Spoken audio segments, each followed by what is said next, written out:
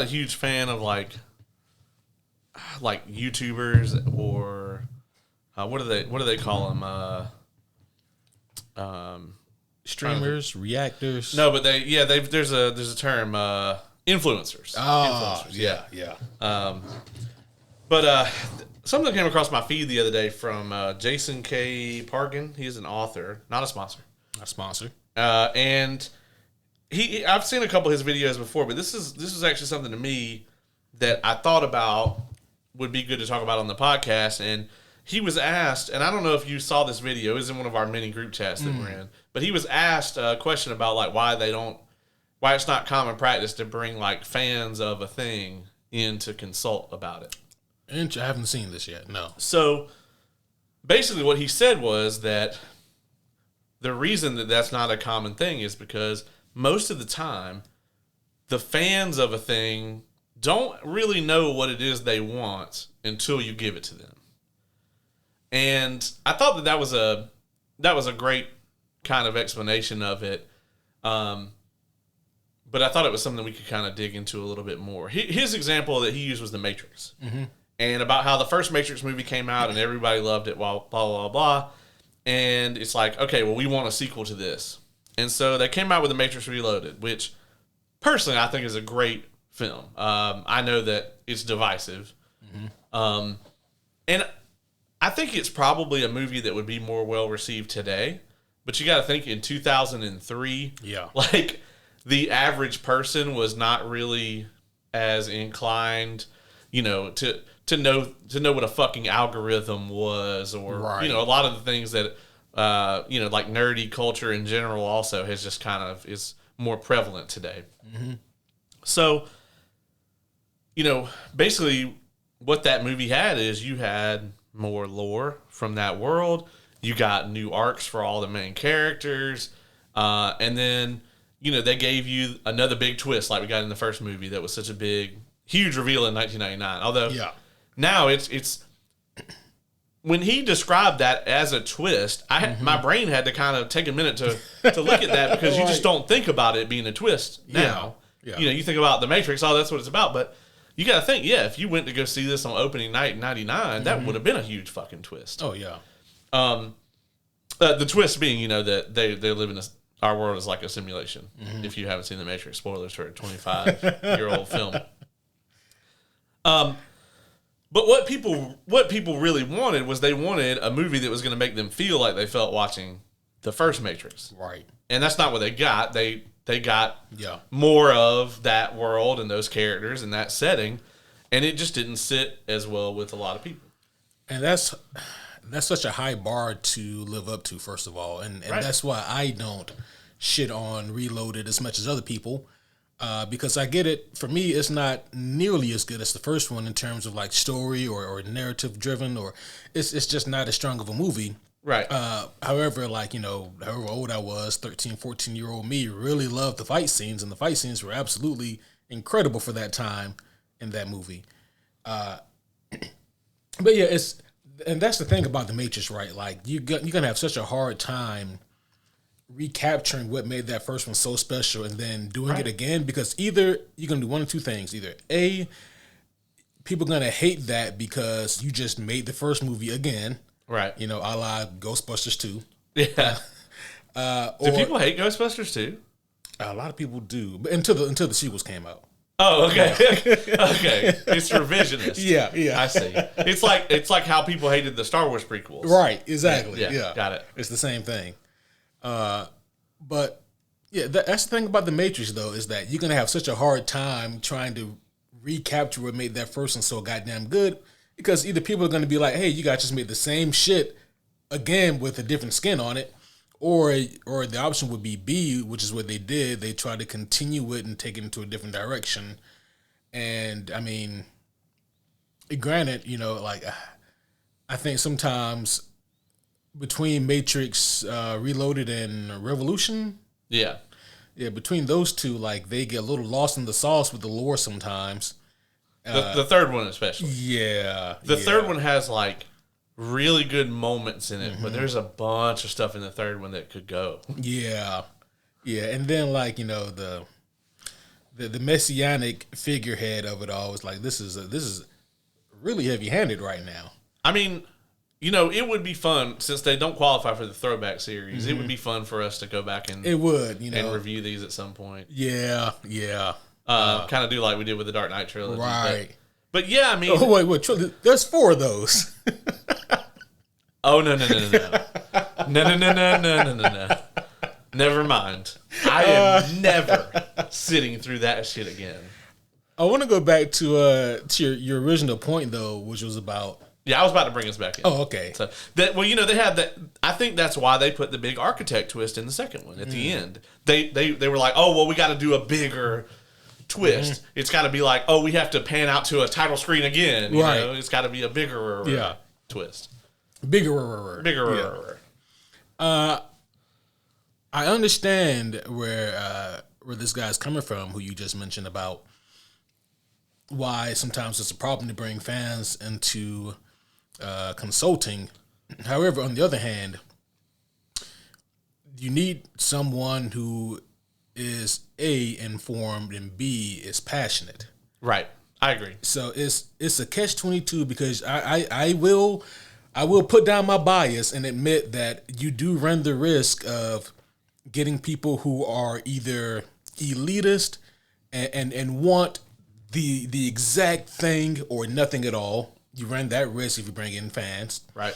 But if you don't have fans, if you don't bring in fans, then you run the risk of basically playing like a weird game of telephone, but you get to like make up the shit as you go along. So like, it would be like if you don't have people who know about, let's say, Superman, the next Superman movie coming out. If James Gunn wasn't a fan, right, and if he didn't have a team of people who wanted Superman or who knew Superman, he could just we can Google Superman and figure out who he is. Yeah. You know what I mean? Oh, okay. Look at the wiki page. I got it. Yeah. You know what I mean? And then you were like, well, we can put a little twist on it here and there. And so, you know, you're shooting from the hip. Yeah. And then the end result ends up being something that only resembles Superman in aesthetics, you know, but like the true nature of the character or the story just isn't there. And a lot of times that is what happens when you have people who when their main objective isn't to let's make a great movie rendition of this story or of this character. And by the way, for the fans out there who, you know, are elitist about this shit, you know, you have to put special emphasis on those 2 words. You know, you have to put special emphasis on like on movie rendition. Okay, right. So, you know, very rarely are you going to get like the exact thing in this original content, whether it be like a book or a video game, whatever. Yeah, and I agree entirely. And I think that the concept of like fans don't actually know what they want until they get it. I think big picture that's correct, but I think when it comes to the details, right, the fine print, I think that's where the fan consultation could happen. So if it was like, okay, well, you know what, in this version, we're instead of Kal-El being from Krypton, we're gonna ground this. He's gonna be from Neptune. Yeah. Okay, well, let's not do that. Yeah. You know, right? Be like, no, we hate that. Yeah. You know, John Peters has entered the chat. Right, yeah, yeah, right. But on the other, he's like, wait a minute, we could have done that. But on the other hand, you know, you go and look at it, and it's like if I'd have told the average Marvel moviegoer that they were gonna fucking love a trilogy about a fucking talking tree and a space assassin, right, and Dave Bautista, and you know, they would have been like, I don't think, I don't think so. Actually, that doesn't sound good to me. I think there's a lot of people who, if you would have told them, gave them a brief synopsis of like what the Winter Soldier script was going to be. Yeah. You know, during that time, it was unlike anything we'd gotten in the MCU. And we had no evidence they could do a movie like that. Right. Yeah. We didn't know about the Russos. Yeah. I would even go so far to say is like Logan, you know? Yeah. If 5 years before that movie came out, if you'd have given me that in a brief synopsis, I'd have been like, no, they're going to fuck that up. Right. Or they're going to go this direction. Yeah. You know, that kind of thing. So I think big picture, I think the average fan has no idea what they truly want.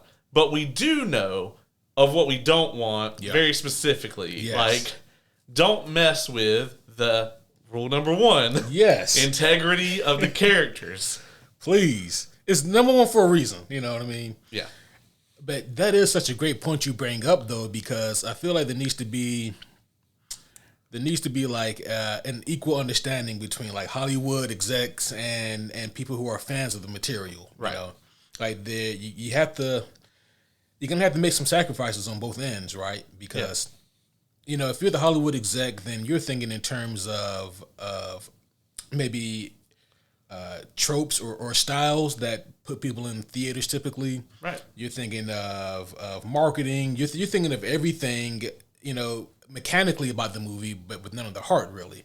Right. That's not really your, you know, the heart doesn't. It's not your job. Yeah, not your job. Doesn't equal money. Yeah.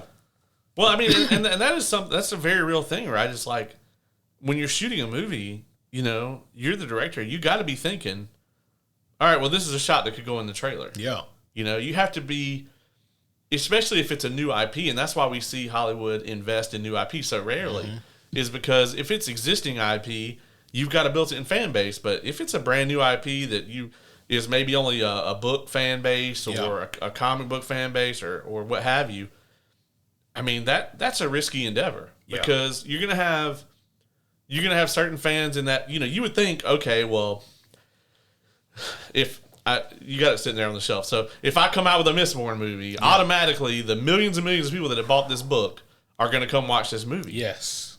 They're not.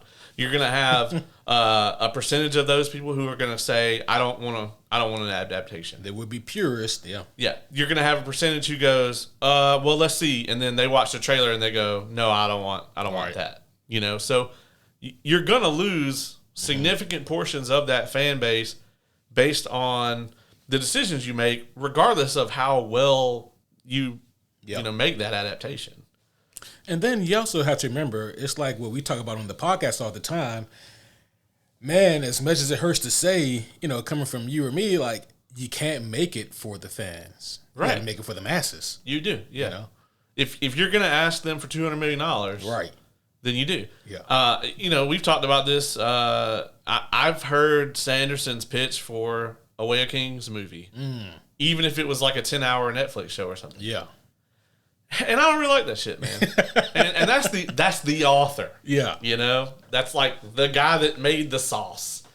So, all right, let me think about it like this, right? Because if I look at the combined screenplay for Infinity War and Endgame, and, you know, you put that in front of me, tell me to flip through it, and that's going to be, you know, basically Marvel's adaptation of the Infinity Gauntlet story. I'm going to flip through that, and I'm going to think there are some really cool moments in here, but, man, I don't know if this is really going to fly. Right. And that goes back to what old buddy was saying, you know, how sometimes fans don't know what they want. Yeah. I do think that is a little bit of ego speaking, but he is partially correct. Yeah. You know, but thankfully there were also people there at that time that they probably got fired since then. there were people at Marvel who were like, hey, well, you know, Thanos, he has this kind of mentality, this kind of Friedrich Nietzsche nihilistic type mentality, and, you know, he's got, you know, and they nailed down the characteristics of the characters throughout the building up of the Avengers movies. And they did everything so well, and they nailed the little things that really helped it all tie together. Yeah. You know, so it was a marriage of the two ideas, the idea of the corporate machine, let's make some money, but also the idea of the fans saying, what can we do to keep people happy with these characters that they grew up on? So it's a tough thing to juggle, and obviously Hollywood still struggles with it. Yeah, I mean, and I'll be honest, like, you know, I think if your average, like, Infinity Gauntlet fan read the script for Infinity War, they'd be like, oh, well, you can't do this to the Black Order. Yeah. You know? Yeah. We have to build, you know, we got to put arcs in there for each one of them, Right. you know? Yeah. And, I mean, as it turns out, you know, there was already 97 heroes in this movie. You can't have, you know, the Black Order in that movie, for better or for worse, they serve the purpose, you know? Yep. Maybe they'll get their own Disney Plus series. Everyone else is. Yeah. Shit, let's get theirs. If Agatha Harkness. Right. Hey, real quick, don't kick me off the show for this, but I watched it. Did you see the trailer? I meant to. I haven't seen it yet. So I watched the trailer, man, and the trailer's not that bad. I'm kind of interested. Really? I'll be honest. Yeah, Okay. for real. I'm not messing with you. Okay. Like, don't get me wrong. I don't think it's gonna be like 11 out of 10. Yeah. It kind of looks like they're definitely going into a heavy kind of like a hocus pocus kind of vibe with it. Oh, okay. And I'm like, this is probably the only thing you really could do to make this decent. You know what I mean? That at that minimum, that would pull on like nostalgia vibes for me. You know, Right. if it has that kind of feel. Yeah. What did it look like it was going to be about? So from what I could tell, is it's like she's working as a cop. You know, because Wanda erased her brain or whatever. That's right. And so she doesn't even know that she is a witch or whatever. And then I guess one of the other witches from her old coven shows up and breaks her out of it. And then they go on some kind of search for the MacGuffin, whatever it is. Darkhold or whatever. Yeah, so she puts together like a little team, and it looks like it's going to be a romp, you know. But it might not be a complete waste of time. So, I'll be honest. It will not be a complete waste of time if Wanda comes back at the end. And just does it again, you know. Oh, God. And that's how we get season 2. This time she's a paramedic who steals ambulances. Wait. And drinks Pepsi. And thus we continue the tradition of mentioning Madam Web. And see, there's the thing. It's like if you were like a big Madam Web fan. Oh, yeah. You'd be like, flipping through the screenplay. Okay, I think I got the wrong script. I think I got the wrong script. This doesn't have anything to do with anything to do. One more thing, and this will segue us into out of this conversation. Right. I don't know if it segues us into the episode, and then we'll get to these there dragons. Ooh-wee. But it came out that and this is a great note. It came out that Kevin Feige. I don't know if you all saw the original Red Band trailer for Deadpool and Wolverine. This is not the one that they're playing in theaters, but it's the Red Band trailer on the internet. Apparently, after this trailer came out, Kevin Feige had to explain to the people at Disney what pegging is. Which is really funny because the joke, you know, in the trailer is that, you know, it's not new to him, but it is new to Disney. Yeah.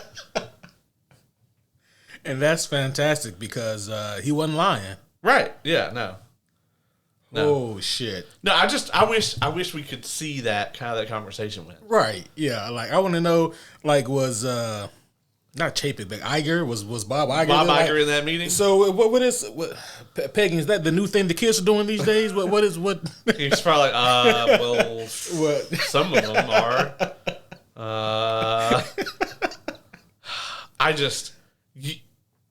You just know there was a moment in time when they asked him about it, and Kevin Feige realized that they really didn't know what it is. Yeah. And he was probably just like,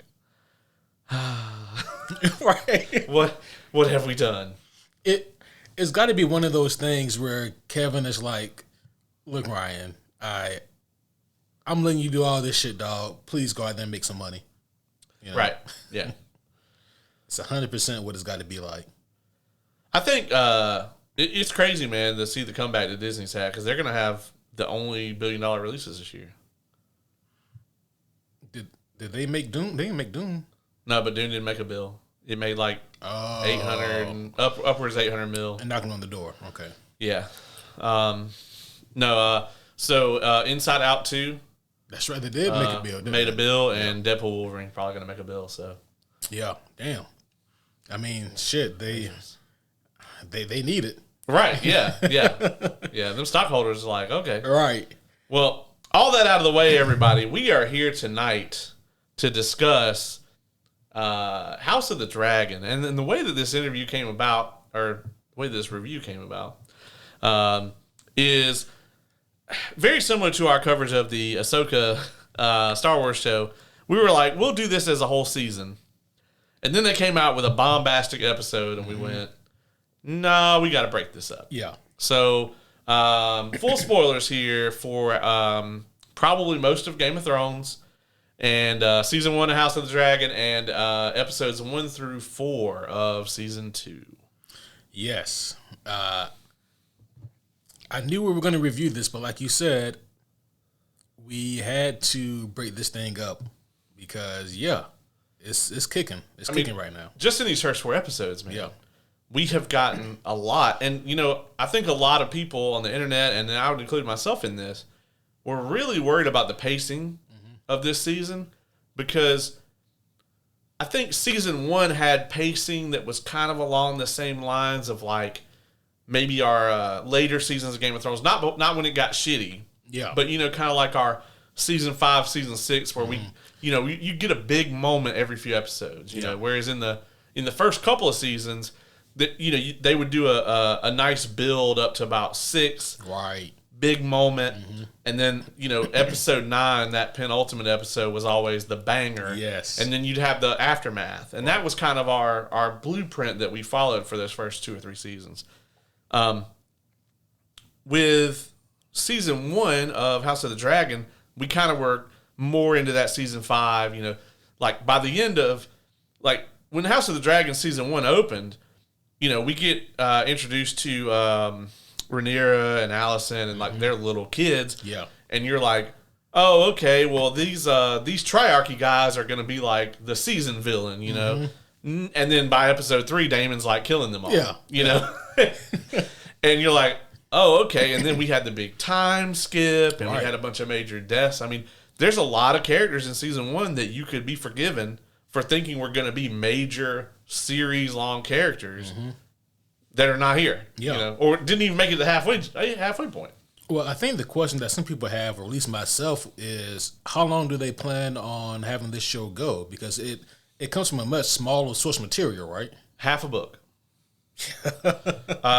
And George R. Martin is going to come out with a sequel to Fire and Blood called Blood and Fire. What? Yeah. Yeah, very... Boy, how do you come up with that? I don't know. I've been talking shit, but apparently the creativity factory is churning over there. Man. Yeah. The third one is going to be called And Blood Fire. But... It'd be called Fire and Desire, written by Rick James partially. I have to wonder if that book is going to kind of fill in the gap from the way Fire and Blood ends up until maybe Dany being born, perhaps. That'd be cool. Yeah, something like that. Yeah. Now that like all the spoilers for Game of Thrones and shit are out, he can tell some of those stories. Yeah.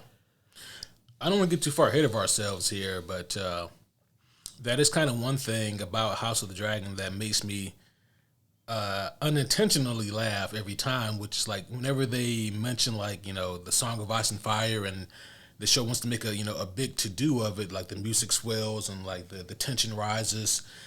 And I'm like, that shit ends up like a popcorn fart, dog. Like that shit is not, shit don't slap the way you think it does. It's interesting that we have a situation where these characters are driven by it, and understandably so. And you could argue, I mean, obviously we know, like I said, full spoilers, I already gave you the warning. We know that Jon Snow is the prince that was promised. He's the messianic deliverance figure that Aegon dreamed about. And it could be said that he does, in fact, lead to everything, the Night King being defeated, even if he's not the person who got the final blow in. He did like unite everybody for the fight and all that shit. So, misread the prophecy may be. Yeah, those pesky prophecies. Yeah. Yeah. But I think it works as a driving force for these characters because they don't know that this is going to turn out to be. Yeah. It's just hard to relate to the. Oh, never relate, but it's hard to take it as seriously as it seems like the show wants me to. Because Yeah, because you already know, and it's like, man. unless in the future y'all plan on doing some serious retconning. Viserys is just like, Rhaenyra, the prince that was promised. The Rotten Tomato score is going to be terrible, but we'll save the realm. Like, Father, you truly are delusional. Yeah. No, Rhaenyra, listen. Man, I'm glad Viserys didn't live to have to see any of this shit. Well, shit, if he lived, then... That's true, yeah. Man, I'll tell you, I was worried about the pacing, man, in these first 3 episodes, though. Yeah, I was in a similar boat to you, but because I know less about the source material than you, I was more, I guess, curious because, again, I knew that the source material for House of Dragon was going to be a lot smaller than Game of Thrones, and so I'm like, okay, so are they going to plan on doing maybe 2 seasons, 3? Are we going to go maybe 4? I think that they're going to do 4. I feel like HBO is going to try some shit and try to stretch it to 5. Oh. That's what the pacing in this season makes me feel like. That you know, there's times where it's, you know, butter scraped over too much bread. Mm-hmm. I see some things that they're setting up for. They're definitely setting up for the dragon seeds, which, you know, is just, it's a situation where they have way more dragons and eggs than they do riders. Yeah, so, yeah, they do. That's kind of what I see they're laying the groundwork for some of that. The interesting thing about Fire and Blood is that, you know, it's not a novel in the sense of like, you know, we don't have like first person chapter after chapter of Rhaenyra doing this and that. Yeah, it's very much it's from a POV from. It's a maester writing the histories of the Targaryen dynasty, right? So like. The maester didn't have all the facts. So sometimes, like, for instance, Rhaenyra's husband, Sir Laenor, that ends up sailing off to be with his boyfriend or whatever. That's not in the book, is it? Well, in the book, it's the maester records it as he was killed because that's what they told everybody. So no one would have known about it. Yeah. So they have some kind of interesting ways of the show is what really happened. Yeah. You know, they got wiggle room. Right. Yeah. And it makes sense in the lore, you know, if they want to change some things. I do think that based on the source material, which I am not going to spoil anything beyond the episodes here tonight. At the very end, I might talk about the very end of this last episode. So I'll give a warning before we do that. But going into this, I do think they're going to try to do 4 seasons. But I can see HBO trying to stretch it to 5. Yeah, that has me worried a little bit. For the most part, definitely not saying always, but for the most part, HBO usually, even if you don't know what one of their shows is going to be about, you can take a chance and watch it because they typically try to put quality above all else. And man, as soon as you start stretching that shit out, I mean... We've seen it all too many times. Well, and it's interesting, too, because, you know, they were trying to kill their own branding for a while when they had the whole Max buyout and everything. They just tried to put Max branding on everything. But now they're like, oh, no, you know, we need to start putting HBO branding on stuff to let people know that it's from this studio and it's going to be quality. Because HBO has put out so many bangers over the years. I mean, they are by far the kings of television programming with... I would say Netflix probably a distant second, and then it's a long drop from there. I long to go to the universe where HBO did buy the rights to not Game of Thrones, but Walking Dead. Right. I think would have ended up being a much better show. Yeah, I mean, it would have been probably on the level of like Last of Us. Yeah. You know. Yeah, it probably would have been a lot tighter. Wouldn't have been fucking 87 seasons and filler bullshit. So something else about like House of the Dragon that I was really kind of curious about was, like you said, they kill off so many characters in this show. They do. And for me, I know it shouldn't come as a surprise. I watched Game of Thrones, but Game of Thrones had a much bigger roster. Right. You know? So, I mean, obviously, we don't want to get into spoiler territory. I don't even know anything to spoil. But They're gonna have to bring in more characters, right? If they keep things up at this kind of pace. Yeah, and that's kind of why they're introducing Alan, the guy that rescued Lord Corliss. Yeah. Who's also his who's like actually his bastard son, right? Yeah. And then also the Targaryen guy that was in the bar. I can't remember his name off the top of my head. Claimed to be the bastard brother of Daemon. Yeah.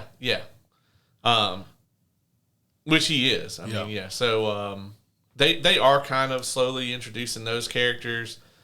You do see them start to, well, and the other thing too is like they have the kids, right? Like the small kids, right. The ones that still have their heads, and those are going to like they are going to have to age them up between seasons, and they're going to become more prominent characters because, I don't consider this to be a spoiler because we know it all goes to shit, right? It's like when by the time this thing is over, this Targaryen civil war, I mean, basically none of the people who are around when it really began, most of those people are going to be dead. Yeah.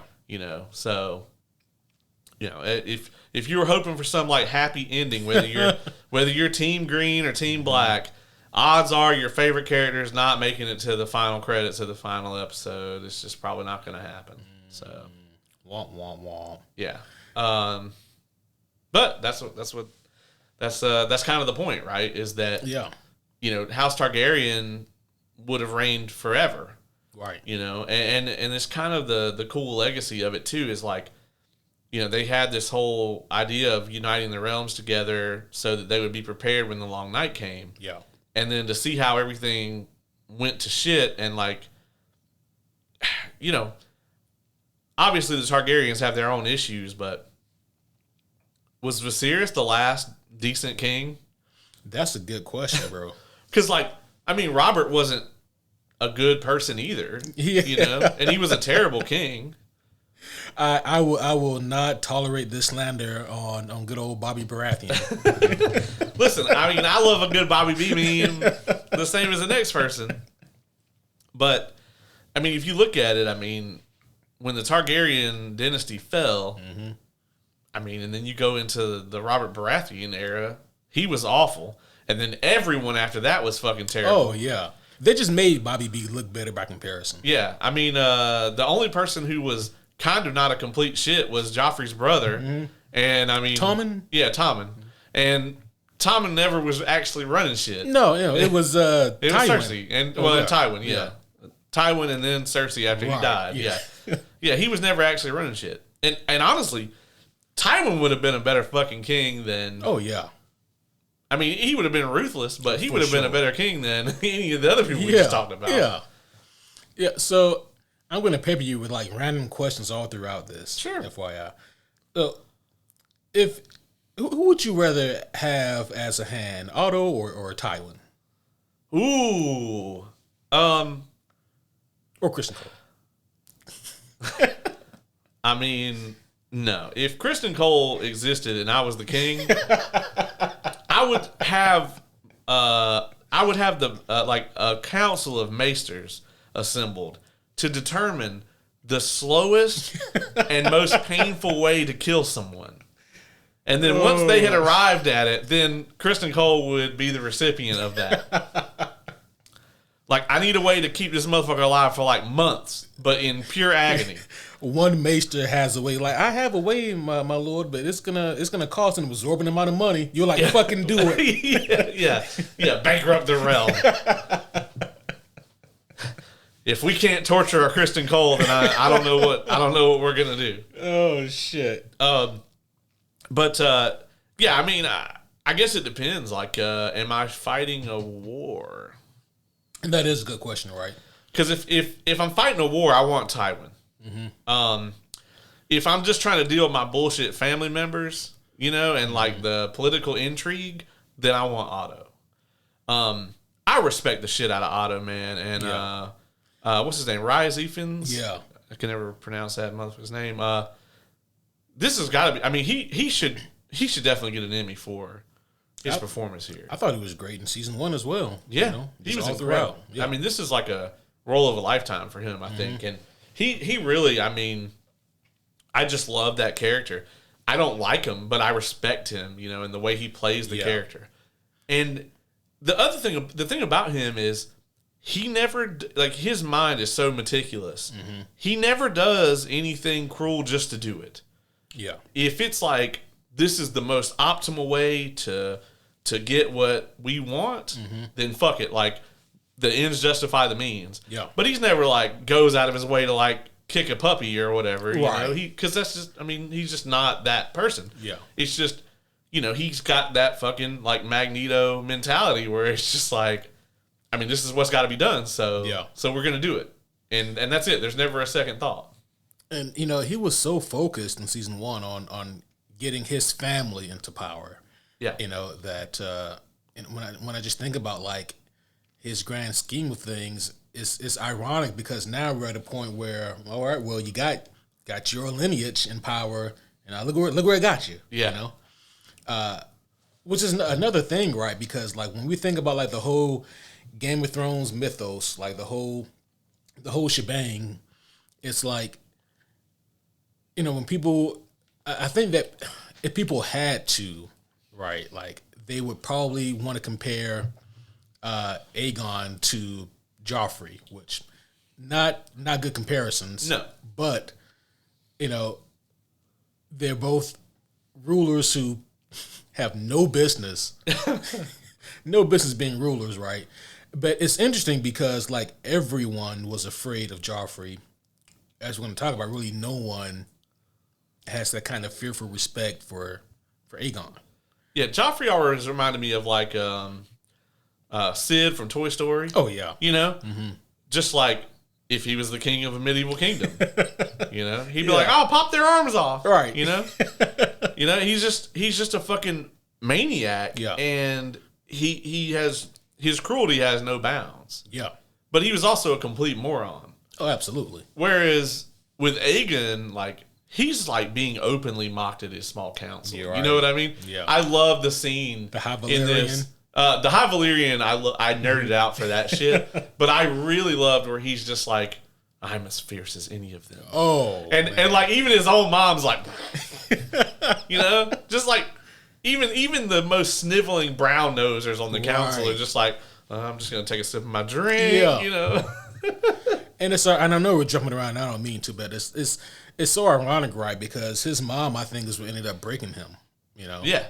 You know, like the one time where, like, he could have really used some motherly comfort and guidance. She was like, "Yeah, they don't fucking respect you. Like, you're just supposed to sit there and do nothing." Yeah, you know? and it's interesting because, like, I feel like any other time, right? You would look at at Alicent and be like, that was a fucked up thing to do. But, like, she was dealing with a bunch of shit at that same time. Mm-hmm.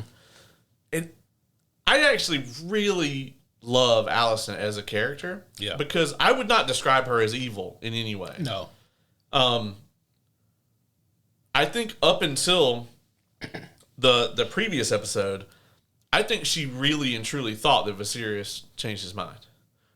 I think she knows now that he didn't, but she also realizes that it's way too late. I mean, okay, so not to segue you, but even off of that, let's say that from the beginning she did know. Yeah. The fuck is she gonna do? Going to the council with the dad? Hey, so come to find out, he wasn't talking about my son. Right. They're gonna be like, get the fuck out of here, you know. I don't think it would have really made much of a difference in the grand scheme. And even if she'd have gone to Otto and been like, even if she hadn't said anything to Otto, like, Otto already had schemes in place. Oh, yeah. To put him on the throne. As a matter of fact, if you go back, and I watched season 1, like, right before this one came out. If you go back and look at it, I mean, Otto and Alicent were competing to find Aegon. Yeah. And to the point where, like, members of the Kingsguard almost fought each other over it because she wanted him brought to her, and Otto wanted him brought to him because they wanted to be in control of the air. Yep. And there was a lot of, you know, games played around that whole thing. And, you know, even if she had never said anything about what Viserys mumbled to her that night, you know, even if it had never even come up, I don't think the outcome is any different. I think Otto still would have put Aegon on the throne. It's not like they were going to send a raven to Rhaenyra and be like, hey, come get your throne, girl. Right. You know? they know that if they crown a king in front of the masses, that's how it's going to go. Yeah. You know? Yeah.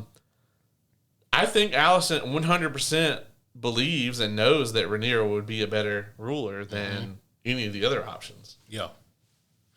And I love how they've said this a couple of different times in a few different ways, but it's going to get to the point where people aren't going to remember what even started this war. Right. I mean, we're almost already there. Yeah. You know? Because if we want to look at it, what really and truly started this war was the eye. Yeah, you're right. It was Luke taking the eye. Yeah. You know? Because they all kind of seemed to be getting along before that. You know? They seem to just be kind of playing together like little kids do. Right. But, I mean, it really honestly goes back to the eye. Yeah. Yeah, it does. And or if you want to take it further back to fucking Kristen Cole's bitch ass. I'm sensing some hostility here towards... Nobody wants to have this motherfucker's baby. You notice that? Yeah. He got more abortions go out there than Vince McMahon. Oh, shit. Oh, no, wait a minute, pal. Them maesters are cooking up that tea. They might as well call that tea the Kristen Cole. Oh, you would like the Kristen Cole special? I'll brew one up for you. Coming right up, madame. Yeah. Yeah, dog. Yeah, we can talk about Kristen a little bit since we're already riffing on him. The guy that plays him, dude. Oh, he's tremendous. And, he's getting the Lena Headley treatment right now online. You know, yeah, Fabian Frankel, which is, I'll be honest, that name is horrendous. A little bit, huh? Like, he has to be at least partially a douchebag in real life with a name, With a name like that. With a name like that and a face like that. And he does play the role really well. He really does. I mean, yeah, it is. The way that he plays that character is just like, he's the douchiest paladin in the history of all time. Yes. Man, it's going to be super difficult to ask you this question because you know what happens, but I do wonder if they are trying to thread this really cool narrative needle where he goes from being super beloved to like super hated. And I wonder now, are they trying to have, or would they attempt to have another redemption arc with him? No. I just look at the difference between like Kristen and Aemond at the end of the most recent episode. And Aemon's like, yeah, man, Aegon's back over here. And Kristen Cole, he's just fucking mortified. Granted, I'm sure at least part of it is for selfish reasons. But still, you got to figure that like he's already, I think twice now, has contemplated suicide, you know, because he's failed his duties. And now seeing this, you know, is, I don't know. I just wonder, like, what's it going to take for a guy like Kristen to turn around? And if this doesn't do anything for him, then, yeah, he's always going to be that son of a bitch. Well, I think with Kristen is, like, he comes from a very lowly family, right? Mm-hmm. I mean, he has probably risen higher than anyone ever from his beginnings. You know, he's the fucking hand of the king. Yeah. That's as high as you're going to get, you know? Unless you were born into it, that's as high as you're going to get. Yep. Like, there's like 2 million people in Westeros you could kill, and Kristen Cole still wouldn't be the king. You know what I mean? Right. But you know, he comes in here, and I think he realizes that his place of power, right, it only comes from the royal family. Mm-hmm. So if he doesn't have Aegon right there that he can keep a finger on, or Alicent, you know, vying for him, head of the King's Guard, blah, blah, blah. He realizes that shit can be taken away from him so quickly. Yeah. And lots and lots and lots of people in Westeros want to kill him.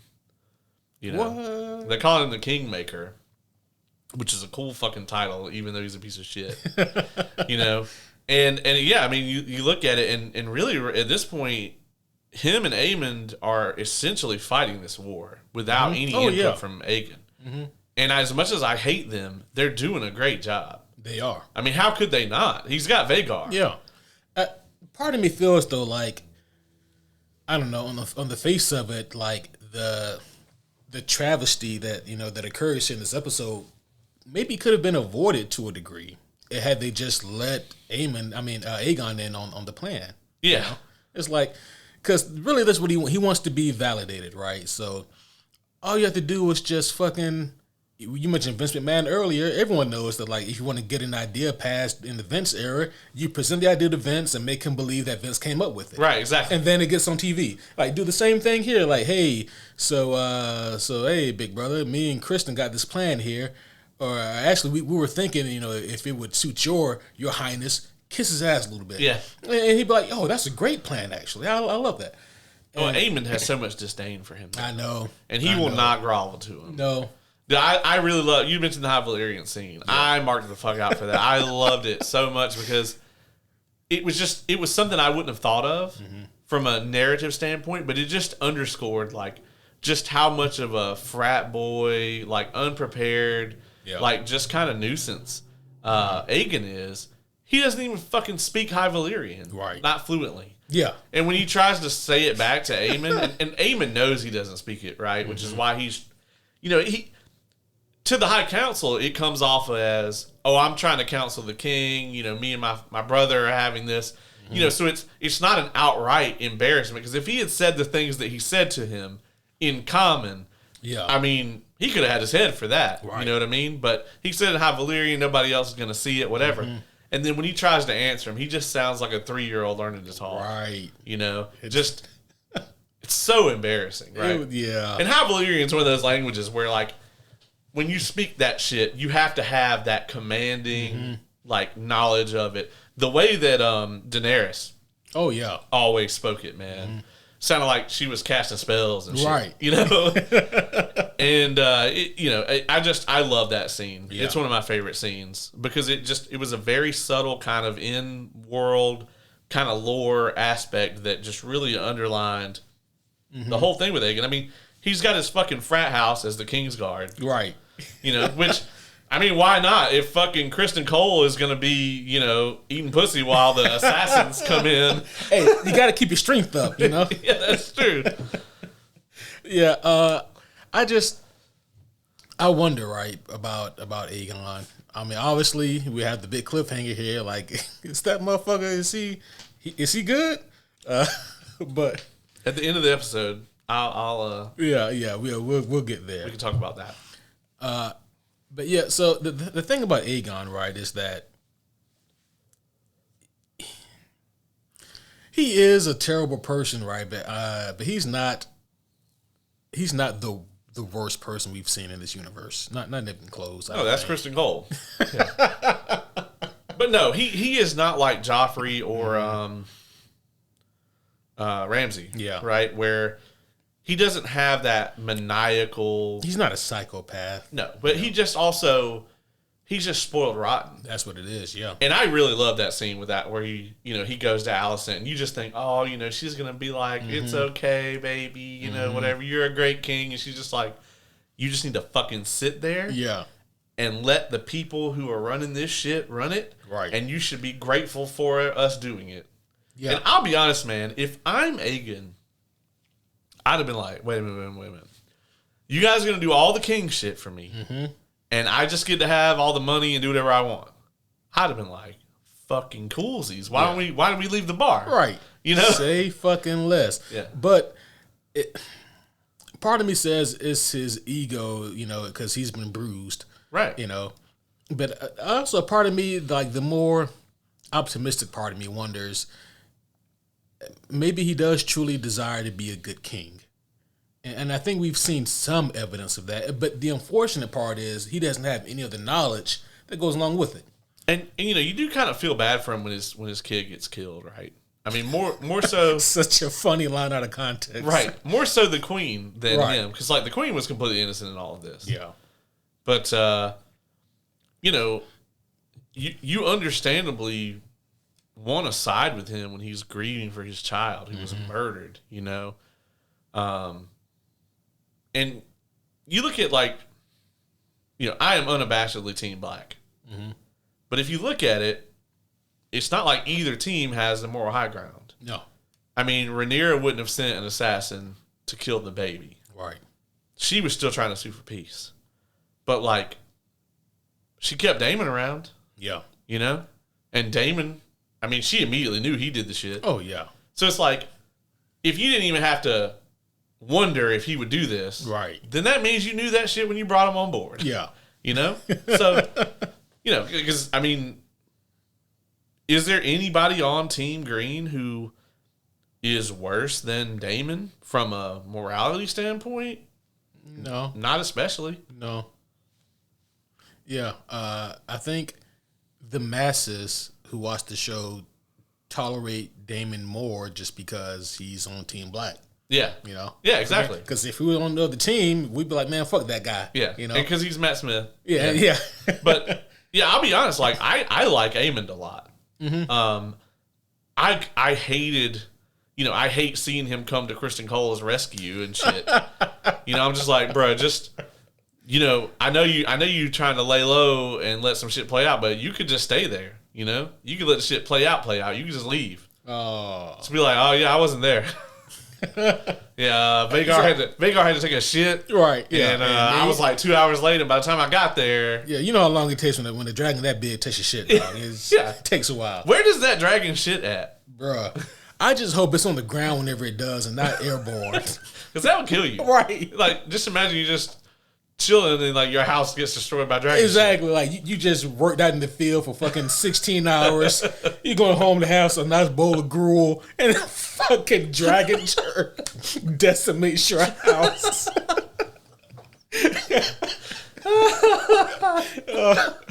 The gods are cruel to me this day.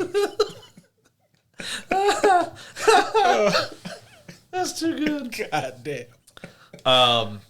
My buddy Stanos, shout out to you, Stan. He was like, he came on immediately. We talk usually about it after every episode, and he's like, y'all reviewing this, right? Y'all got to put out a review. And that's about the time I messaged you. I was like, yeah, man, we got to cover these first 4. Yeah. Because there's just so much. I mean, oh, yeah. When this all opens, and you know, this is kind of the thing that I kind of was annoyed with Rhaenyra in those first couple of episodes. It's just like, okay, first episode, she grieving. I get it. Yeah. She's grieving and her dragon's grieving. Like, they both lost a kid. Because her dragon sired Luke's dragon. Okay. So, I get that. But then she's like, I want to avoid a war. I'm like, dog. It's too late. Like, Vagar killed Luke, like, 2 episodes ago. Right. You know? And then, after they murder the baby in its bed, like, I'm like, that's it. Like, baby murdering is kind of... Yeah. You know? Yeah, you're done. You right. know? I mean, what are you going to do? Tell them, oh, I didn't know about it? Yeah. You know? I mean, what good is that going to do? Yeah. You know? I'll be honest, man. Like, I enjoyed episode 3, but I did not agree with the decisions that were made. I agree. You know, like that. And I get it, you know, like that. Rhaenyra, she was desperate to have this encounter with Alicent, you know, like, let me just appeal to her in person, you know, and it was a good scene. It was a good scene. I think it was the dumbest shit in the world to do. Yeah, it was super naive of her, right? Mm-hmm. Because her small council and like Jake isn't like said it better than anybody. It's just like, you could have been captured. Yeah. You could have been killed. Mm-hmm. You could have been ransomed. Like, if they see you there and spot you, and I mean, you're a well-known figure, you know, It wouldn't be that hard. You grew up there. Right. You know what I mean? They capture you, the war's over with. It's done. Like, you kill Alicent, I hate to say it, but shit still goes on. You know? Yeah, it's like, oh, and now she killed the queen too. Right. You know? But no, I mean, you're the heir. Like, she kills you, that's it. Mm-hmm. Like, the only other person that's going to challenge now is Daemon. Yeah. And Daemon is way too off the rails to do this shit. Oh, yeah. Yeah. Daemon is like the epitome of fucking hot-headed, right? Like, oh, yeah. I'm curious to see what in the world is going on with him and Harrenhal. Like, he tripping hard Like, you tripping on that good shit. Bro, like, you know how hard you gotta be tripping to, like, be dreaming, then you wake up mid-conversation with the motherfucker? Yeah. I actually really love Harrenhal and, like, the legacy of it. It's, like, one of my favorite things in Westeros because...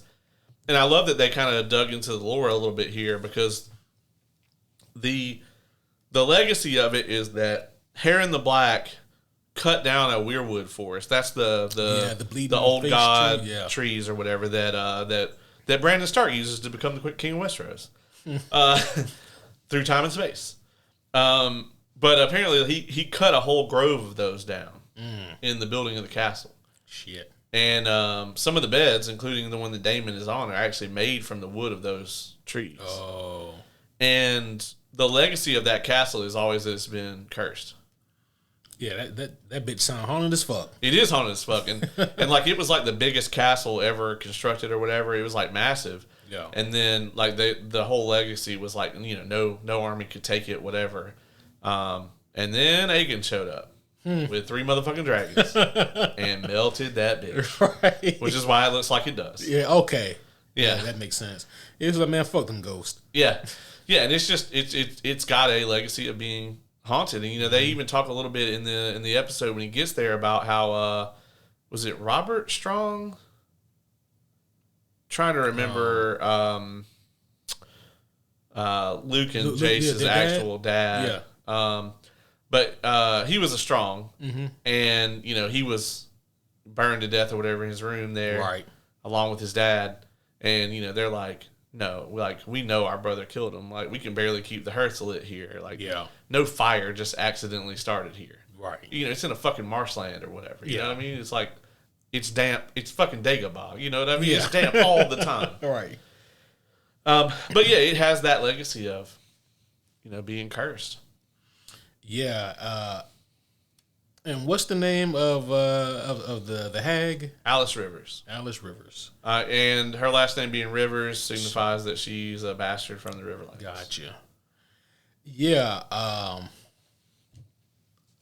want to drink shit that bitch gave me. I know. Like that. He wouldn't eat the peas or whatever from the dinner table, but she's like, oh yeah, here, drink this. Drink this. And the next thing he knows, he's waking up in a meeting. Right. I hate when that happens.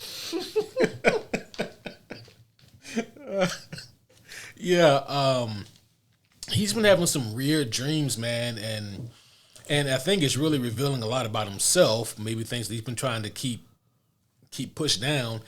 And like, it makes you wonder. We know that Daemon has a hot head. He has a fucking temper, and he goes off the rails. Would he ever do something so rash as to directly go against Rhaenyra? He killed a baby. Ah, okay. Who? I actually really love opposition to Rhaenyra. Yeah, I really love that we've gotten the original actress back because she was so tremendous in the role, and like, that's what she was like when he fell for her or whatever. You got to remember that Daemon's a creepy motherfucker. Like, that's his niece. Yeah, that's his niece. Yeah, and his underage. She was like barely a teenager when he was taking her to the club and shit. The Westeros club. R. Kelly. Yeah, right. Yeah. Fucking Drake over here. But yeah, you look at it and I don't know, man. There's not really a lot I would put past Daemon. I don't know if he would openly go in opposition to her during this war.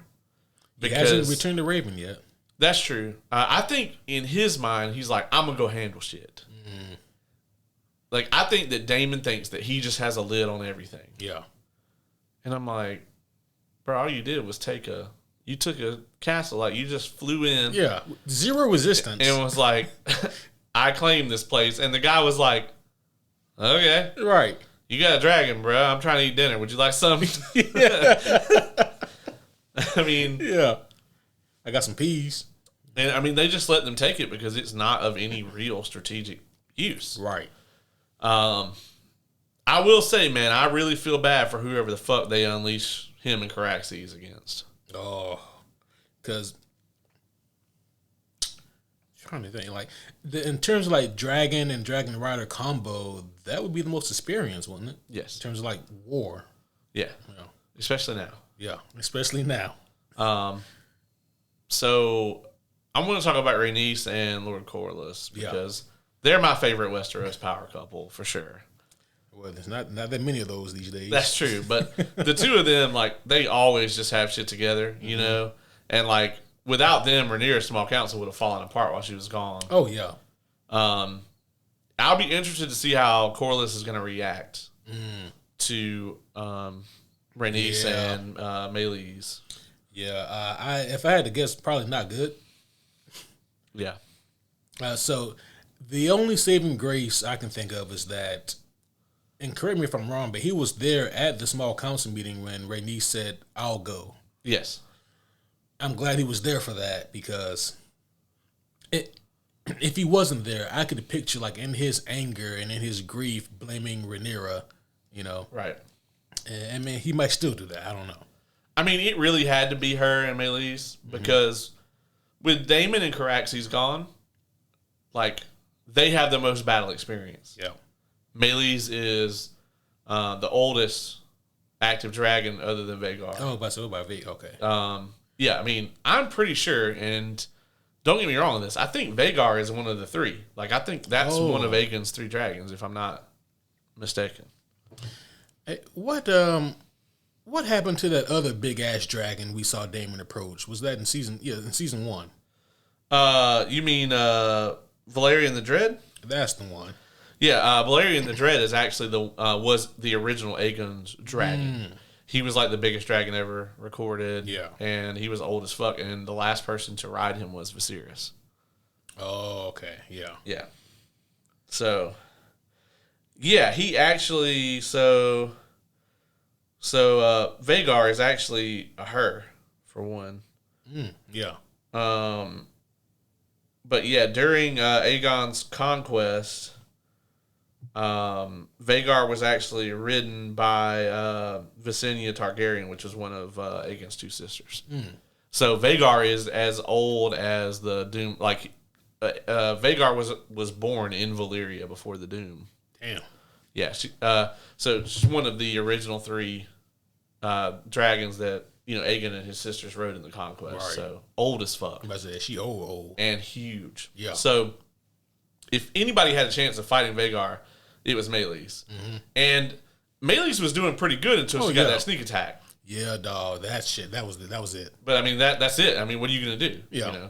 You got this ginormous dragon biting through your neck. Right. So. Yeah. Shit was rough. And it's interesting too. I really love that whole scene because you can just tell that Rhaenys, she could have left it twice. There's multiple times where she could have easily, like, she did what she needed to do. They took Aegon off the map. She could still get out of here. But she's just like, fuck it. Like, I think her and Meleys both are just like, yeah, we didn't come here just to do, Yeah, if we're going to go out, then we're going to go out. Right, right. And, man, went out like gangsters, they did. God damn. Yeah, so let's talk before we kind of talk about like the big shit that happens in episode 4. First of all, let me ask you this: like, I know you said that episode 4 so far has been your favorite episode of House of the Dragon. How do you stack it up against like Hard Home or Red Wedding or Battle of the Bastards? Or I think I like it more than Red Wedding. Red Wedding to me was interesting. Like, as someone who had read the books, like, from jump, when you're like, they're going to make this show, you're like, are they going to fucking do the Red Wedding? Yeah. And then getting to see the, as we call them, the Unsullied, get to experience these things. Yeah. Was interesting. This was back in the good old days of the internet when there was the Unsullied and the Free Folk, and now none of us are free. But there's like the Red Wedding to me was like a huge shocking thing because they had really built up. What was his name? Robb.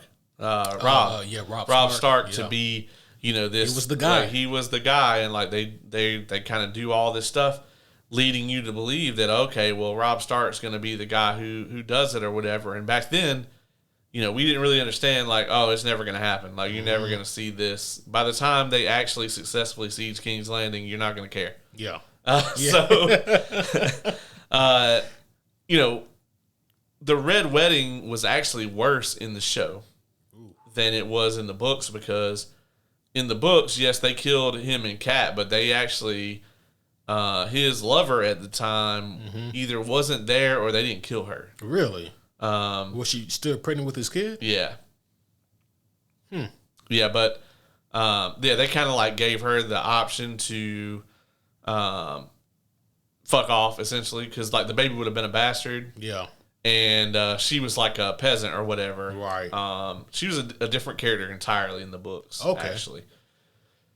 So, but yeah, man, like they just killed them all in the show. Because like them killing her, like that's the thing that stands out to me the most. Oh, yeah. That shit was gruesome. It was very gruesome. Yeah. And Kat comes back to life in the books as well, and that never happens in the show. Oh, shit. Yeah, no, that definitely didn't happen in the books. Yeah, or in the show. Yeah. I mean, the show, yeah, that didn't happen in the fucking show. Yeah, we were kind of, so Beric Dondarrion, the guy who comes back to life all the time. Yeah.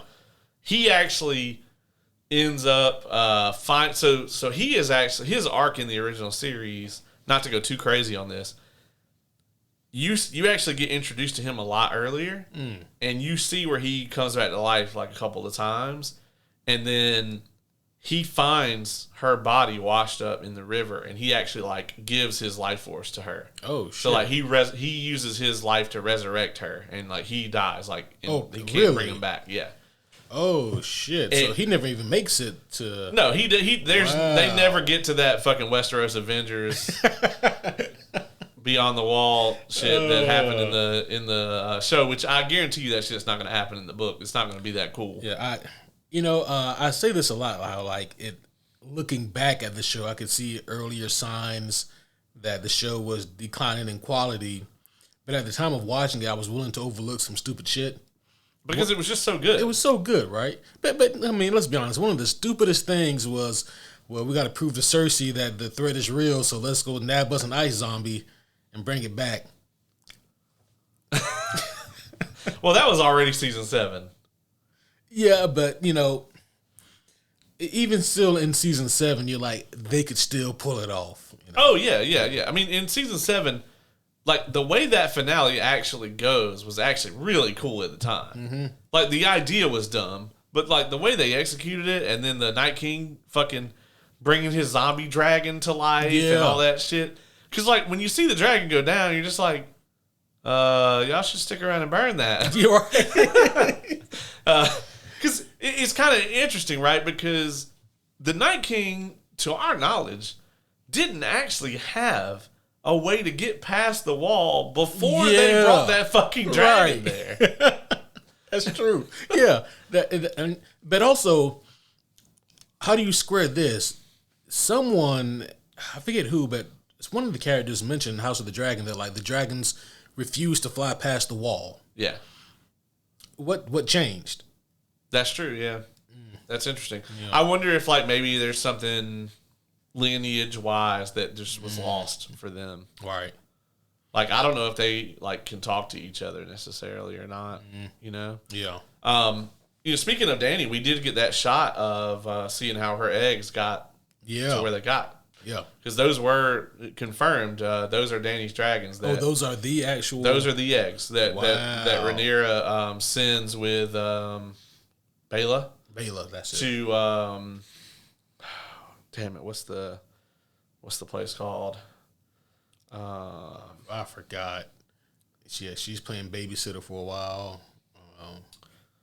Somewhere. Damn it. Yeah, I don't remember. Yeah. It'll come to us. It's one of the quote unquote free cities. But yeah, I mean that like they did confirm that that is Drogon and Viserion and what's the other one? And the third one, Rhaego. Rhaegar? Rhaegar was her brother. Oh yeah. But I think the dragon's name is Rhaego. Anyway, it's hard for me to remember that shit. I've erased a lot of that lore and had to make room for this fucking House of the Dragon lore. Yeah. So. It's crazy also like how much time and money can do for a show. I mean, Game of Thrones was never cheap, right? No. You know. But man, so it's crazy how much time can do. Like, look at the dragons in this show, and then go back and look at. Yo, I'm like the baby dragons in like season 2 looks pretty awful. Honestly. Oh, remember when Drogon first got big enough to ride? Yeah. Holy shit. Yeah. Yeah. Do you remember in the end of season 2, there's that scene where she's in like the House of Horrors or whatever the fuck they called it, and like the 3 dragons like burn that dude to death? Mm-hmm. That scene visually looks awful. It looks like the Ant-Man 3 effects team did that scene. But like at the time, we were like, oh man, fuck it, dragons lighting shit on fire. Yeah. Yeah, it's crazy, right? And like when we say at the time, but I'm like, man, it really wasn't that long ago. What was that, 2013? Something like that. Yeah. Okay, I guess that was a long time ago. A real long time ago. Yeah, it's been a minute, but yeah, I mean, this show has got to be so expensive. Oh, it's got to be super expensive. Yeah. And again, like, the dragons look good as fuck. They do. I mean, everything looks good. The sets look... We better go back to Winterfell this season. I swear to God, if they put the Winterfell set back up for that 11 seconds... I swear it on the old gods and the new. Somebody needs to get the shit slapped out of them. Right. That's true, because we go there for, like a minute. You think there's going to be this whole Cregan Stark angle. You, like, get introduced to, him. Yeah. And he's like, yeah, we'll join you guys, whatever. We haven't forgot our oath. The Northern members, blah, blah, blah. Got to drop the catchphrase, labels out. And then it's like, oh, a raven came for you. He's like, let me just take this side quest out of my quest log real quick. Bye-bye. Deuces. Yeah. It's like, that was weird, right? Right. Yeah. Man, so, yeah, we mentioned the, what's that technically called? Infanticide? Oh, but that's when you kill your own kid, though, isn't it? I think that's any kid. That's when you kill any kid. I think it's any kid. But Kinslayer, either way, in this mythology. Yeah, so being a kinslayer is worse than murder. So, I mean, I guess at this point, it really doesn't matter, right? Yeah. So, if you're Damon and you come across this plan, all right, just to make sure that I'm on the same page, right? As Damon and everyone else, his plan. I'm going to hire some hands to kill Aemon. And if you can't find Aemon, any blind-headed little kid would do. Okay? So, I mean, we actually verbally hear him verify that he wants Aemon. Okay? Why the fuck would you get those 2 motherfuckers, of all people, to do this job? I get it, right? Like, the rat catcher knows, like, the way inside the kingdom or whatever. But dog, like, Damon knows that Aemon knows how to fight. Like, send some motherfuckers who can do the shit. Yeah, I really don't think that if they had found Aemon, unless he was asleep, and even then, like, there's no way that the 2 of them could have taken him if he was awake. Right. The blood and cheese angle is very interesting, right? And like the lore on it is really good too. Just from a lore dump perspective, which I love. It's like why there's always cats in the Red Keep. Because they got rid of all the rat catchers. They got rid of all the rat catchers. And they got a bunch of cats. I'll be damned. Yep. That is cheaper. Yeah. And they're cuddlier than these fucking rat catchers. But yeah, I mean, that's the reason. Like Otto Hightower, they kind of left that out of the show, but after Aegon hangs all the fucking rat catchers, Otto Hightower just gets a bunch of cats for the Red Keep. But the blood and cheese angle in the book is way, way worse than it is in the show. I mean... Worse than this. Oh, yeah. I mean, first of all, Alicent is actually there. Oh, really? And they kind of like capture her, and like there's the same kind of thing where they're trying to get her to like pick whichever one is like the heir, and it basically Cheese ends up saying something along the lines of like, you better tell us quickly before Blood gets bored and rapes one of them. Fucking hell. Yeah, so it's pretty awful in the book. It's way worse than it was in the show. And in the show, a little child got beheaded. Right. You know? So, yeah. And yeah, I mean, the kid still gets killed in the book as well. Damn.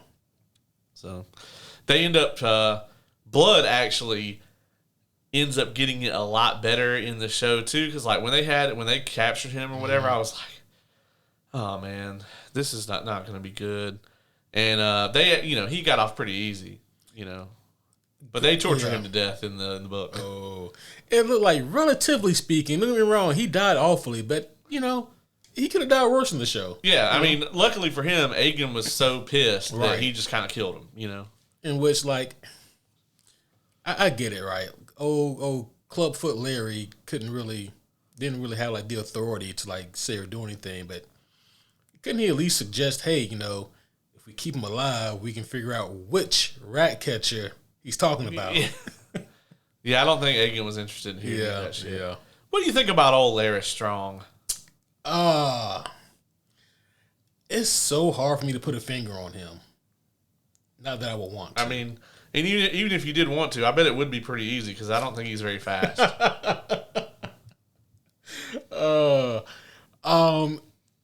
Okay, so he's made some improvements. Like, I'm glad he hasn't asked to see Allison's feet. I did think that was coming. Right. I'm like, well, surely, I mean, she's gonna. He pulled up like, hey, girl, you ain't seen no feet pics lately. Yeah. Daddy's getting real hungry for those feet pics. It's like so much better, right? Like in our world, because like they can just pay you for the feet pics, and then you send them to them, and like you don't have to be present for whatever it is they're gonna do with them. And we still don't know exactly what he did. Well, we know he was like touching himself. They did show that. Yeah, that's true. So I'm pretty sure she has to like sit there while he eats off or whatever. Yeah. Just immensely worse. No, curl the pinky toe. Curl the pinky toe. There we go. Oh my god. He's just a creepy fucking guy. He is a creepy guy, and he's so slimy. Now, granted, he manipulated Aegon, but who hasn't? It's not a tall order. But yeah, I just went down a train of thoughts there. So like who was made? What's it called? The Master of Whispers. Master of Whispers. That's it. And I'm like, I don't know what condition, if any, Aegon is going to be in to have need of anything other than the ICU. So, I mean, I'm not sure exactly what that means for Larry right now. I thought that his original plan was going to be to vie for a Hand of the King, but it looks like that's not really an interest of his. Yeah. So, it's funny, right? Because everybody realizes that Aegon is impressionable, He's easily manipulated. And Larys is very much like the slimy kind of Littlefinger character here. It's like he's always got an angle to keep himself relevant. Yeah. In some way, shape, or form. And he may have very well been the one that kind of pushed Aegon over the edge and, convinced him to drink and dragon, which is a bad idea. He was dragoning under the influence. That he was. It seems like a bad idea. Bad combination, yeah. Yeah, so. But it is interesting to wonder what his end game is. Mm-hmm. Yeah, because he's been actually a little quiet this season, to be honest, in comparison to season 1. Yeah. I imagine that maybe the back half of this season will feature him more. But as it stands, do you think he knows that Alicent has been fucking Kristen Cole? Oh, absolutely, yeah. Okay. I mean, if he doesn't, he's a terrible Master of Whispers. Right. They haven't been exactly being super Right. because I felt really bad for the queen because not only did she had to watch her kid get beheaded, but then she ran out of the room and she had to watch Kristen Cole fucking her mom. Yeah. And I'm like, Yeah. this is maybe not as bad, but I mean, she's probably as she's leaving that room, it's probably like, well, at least today can't get any worse. Oh no! Oh no! Yeah. Fucking yeah. Her prophecies are interesting. At first, I was like, I mean, there's a lot of incest on that side of the family. You know, I mean, just be. You caught the line she dropped about the rats, right? Yeah. Really good. Oh yeah. And yeah, I mean it's very plausible. Like one of the things that's like supposedly in the Targaryen bloodline is that foresight that like Aegon's dream, for instance. Right. So she clearly has that. I remember in season 1 she said something about beasts on the floor, something like that. Yeah. And that was when Rhaenys and Meleys. Yeah, that was that was another one. I'm like, hey, I'm gonna need you to start specifying. Yeah. I'm gonna need some deets. And you should be a little more clear about these little prophecies. Save us a lot of time and trouble here. It's kind of funny though because like I don't think anyone else really knows what she's doing. They're just like, yeah, she's they don't really pay her much mind when she speaks. The scene where Otto he's just like, no time to grieve at all. He's just like, they killed the young prince, so we're gonna use that shit. And he wants to parade the baby's body through the streets. It's cold-blooded, but it is effective. Yeah.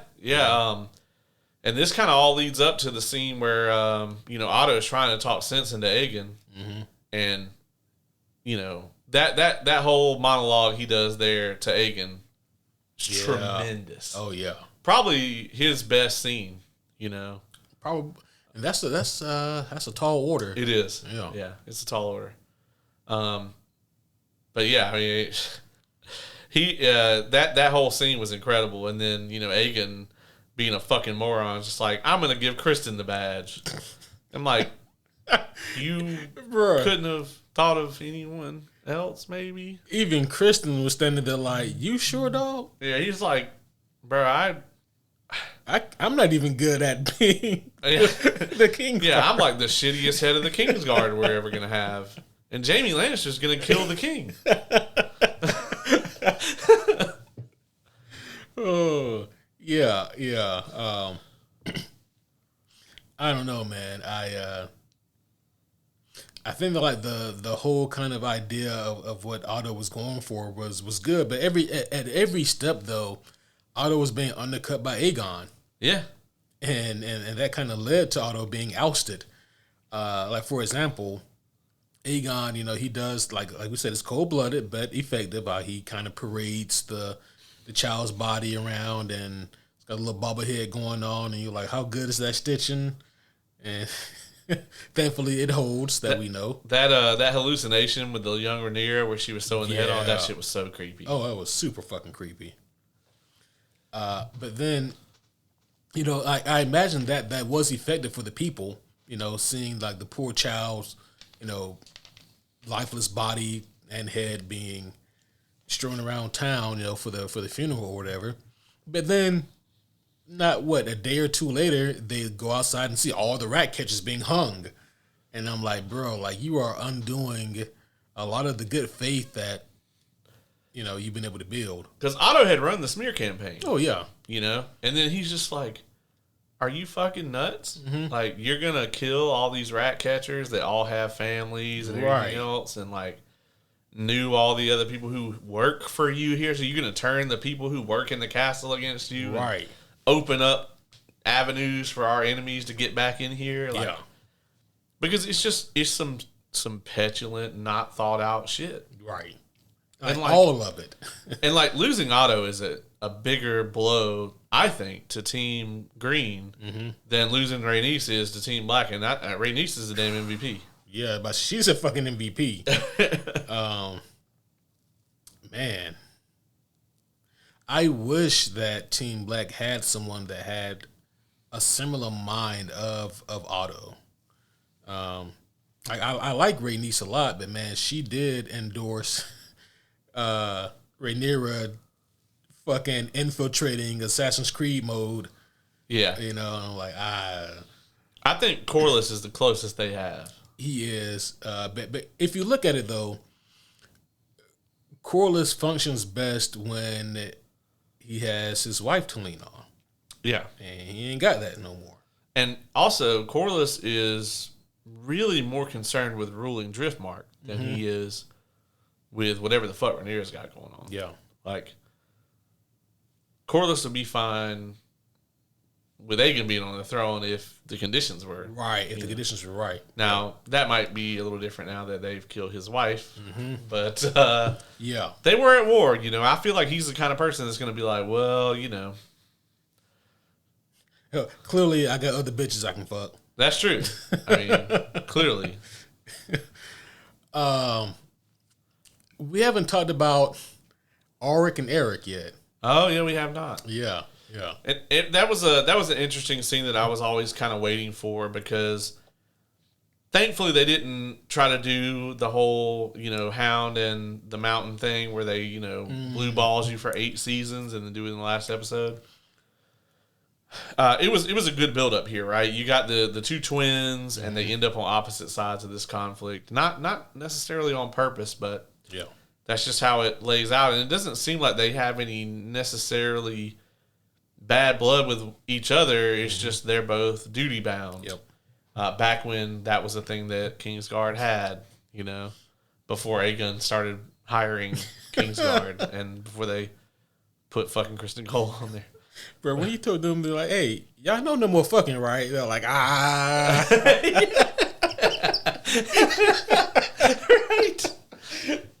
And then you thought he was serious, and then he was like, ah. And I honestly think that's what ended up turning Aemon really against him, is like the whole brothel scene really fucking pissed him off. Yep. But yeah, I mean, the two twins, Eric and Auric, which fuck them for naming them that. Right. George R. R. Martin was real bored that day. Yeah, like fucking. He was like Eric and Auric. I feel like those were like placeholder names that he just never went back. Yeah, he's like, I'll fix it later, and then he just never did. But it's tragic, right? Because the way that whole scene was shot was so fucking tense. Because it's like they had the White Worm. Is that her name? Oh, the informant. Yeah, I think that was her name. I think that's it. Yeah. You know, you have her leaving, and she knew that wasn't Eric. Yeah, she knew that was Auric. And, you know, she ends up kind of being the reveal there, but, like, there's all those, like, harrowing, like, tension-building scenes where you're just like, is he going to get to her? Are they going to stop him, you know? And, like, it was just beautifully shot, I thought. It was. The cinematography on this episode, all these episodes, is really, really good. It's top-notch. I want to talk about episode 4 because I think there's more to unpack there than all the other ones.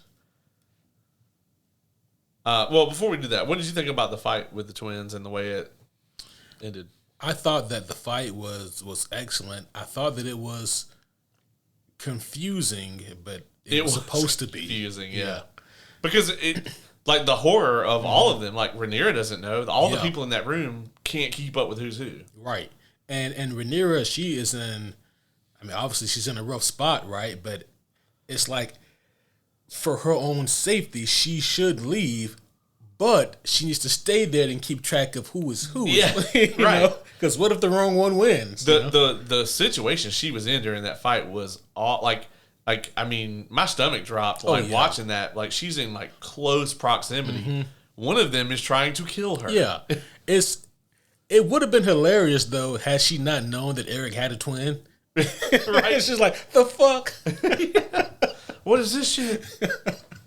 But it was heartbreaking, though. Like, you mentioned the Mountain and the Hound earlier. The difference is we wanted to see the Clegane Bowl. You know, we wanted to see that happen. I don't know if people ever really wanted to see the two brothers end up fighting each other to the death. You know? Right, no, we didn't want to see that. That's what made it so heartbreaking. And, like they didn't want to kill each other. Right. And that's So we end up losing both of them. Yeah. And that's when Rhaenys gives that speech about eventually they're going to forget what this whole war was about, and you realize we're already there. Yep. You know? Episode 4. You asked me earlier kind of like where I would put it, and we ended up getting sidetracked. So let me ask you, like, Game of Thrones as a franchise, where are you putting this? Is it top 5, top 10, top 25, top 50? Top 100? I don't know. There's 100 episodes. I don't think there's 100 episodes. There'd be...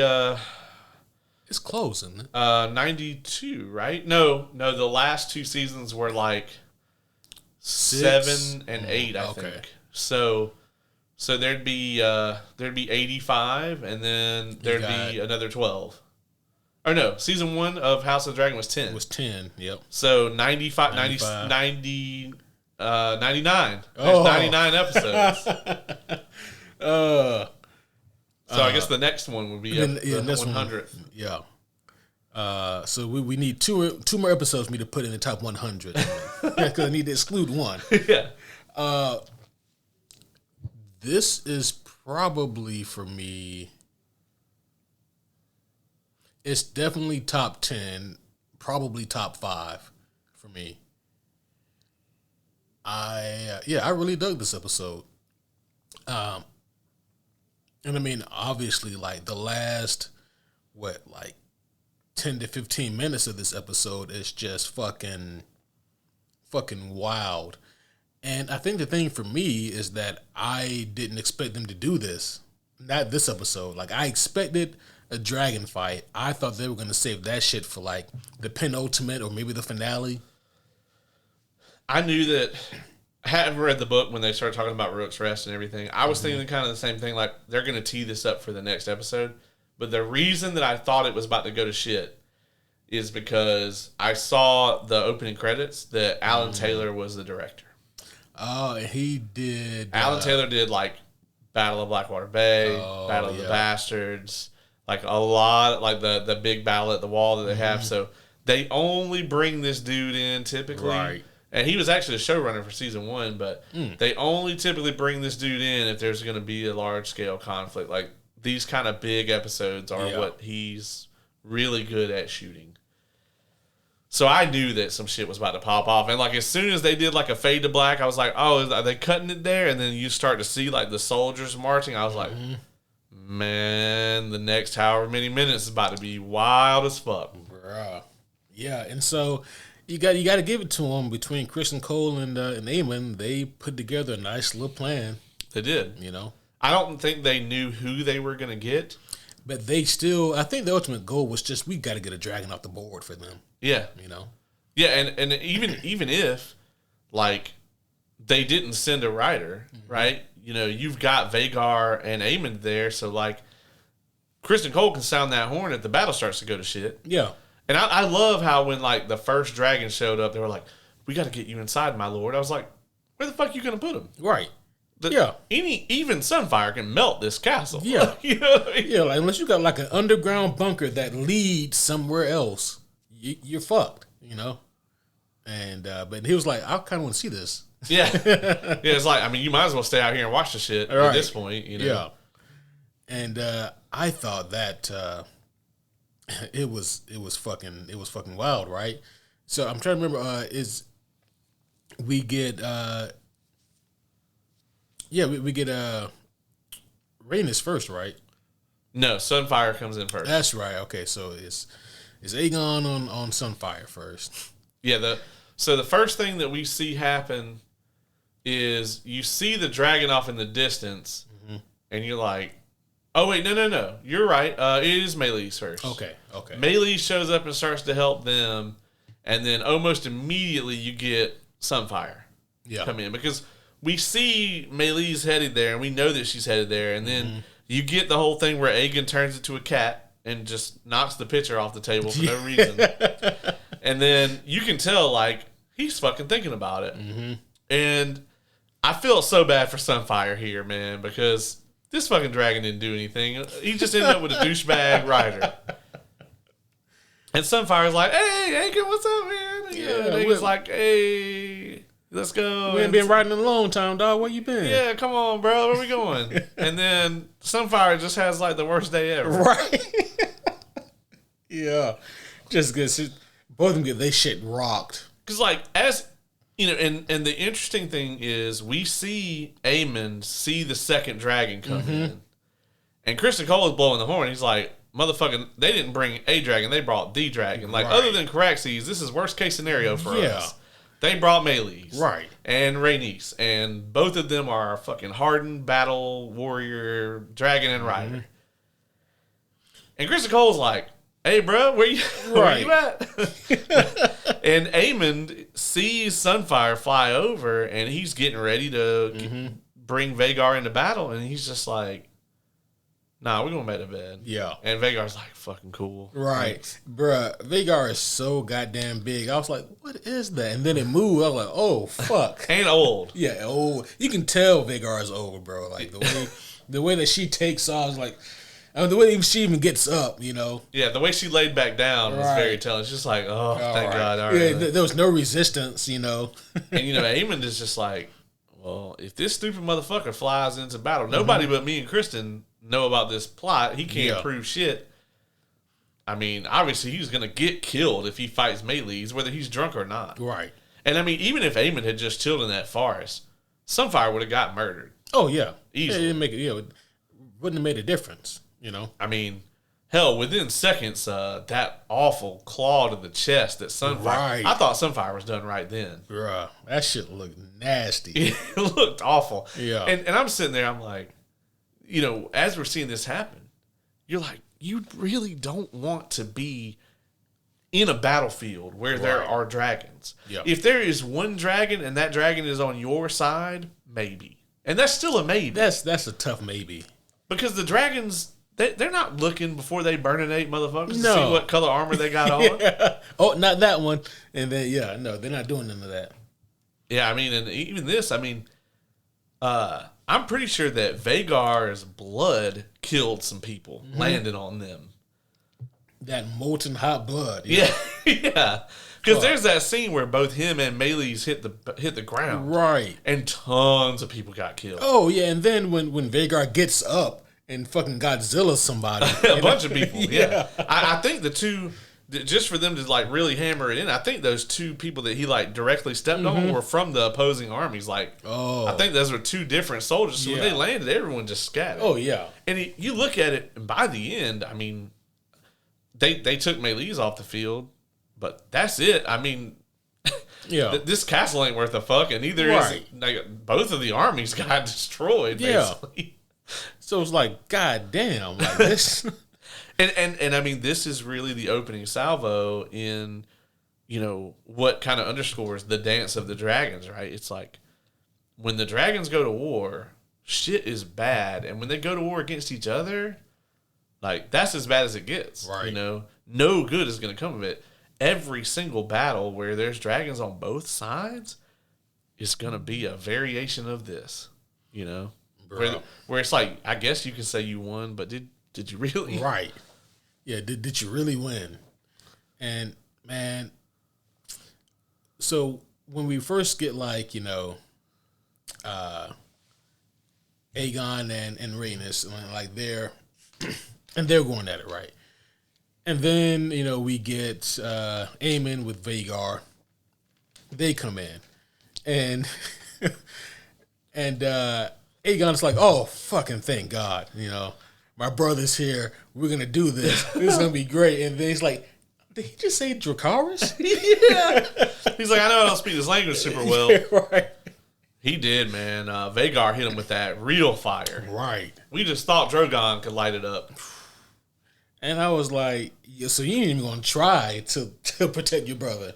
Well, you know, and this was one of those things where, you know, a lot of people are like, well, aren't the Targaryens immune to fire? And it's like, not all of them, but that is a characteristic of the Targaryen bloodline. However, even if all three of them are immune to fire, none of them are immune to dragonfire. It's just too hot. It's hotter than their tolerance can shield them from. I mean, they're going to do better against it than you or I. Yeah. But they still are very susceptible to it. Right. So yeah, that did cross my mind for a second, but then I remember, like, didn't technically Danny's brother, that dickhead, I mean, molten gold, that still counts as a form of. Yeah, fire cannot kill a dragon. So, yeah. He got that crown, though. He did get that crown. He wanted Yeah, he got that bling on his head. Yeah. That's a bad way to go, right? It's an awful way to go. Yeah, that had to have been. I mean, he wasn't alive for very long, but it had to have been long just the enough, worst, though. Long enough to just be the worst thing ever. Right. Like, as soon as, like, the gold, like, burning my scalp would be awful, but having it leak into my ears and eye holes. And your brain. And yeah. But at least by the time it gets to my brain, like, I know You're probably done. away. Yeah. That was not fun for him. It's a bad way to go. Oh yeah, a little bit. But no, this dragon fight was fucking intense, and yeah, like after, man, when we see Aegon go down, Aegon and Sunfire, I was like, oh fucking hell, because like we just see them go down in the distance, and I was like, he probably tucked and rolled or something. Like he. This is where Kristen Cole's like, oh shit, fuck, yeah. He's like, Allison's gonna fucking kill me. Right. Oh yeah, that's exactly what's going. He's like, I ain't never gonna get no pussy again after this. No, yeah, this is done. I was already on the outs, but now my days of devouring queen pussy is over. I had a good over. run. Had a good stretch, Like I literally had one job, and it was to protect these motherfuckers, and I'm like 0-4. Yeah.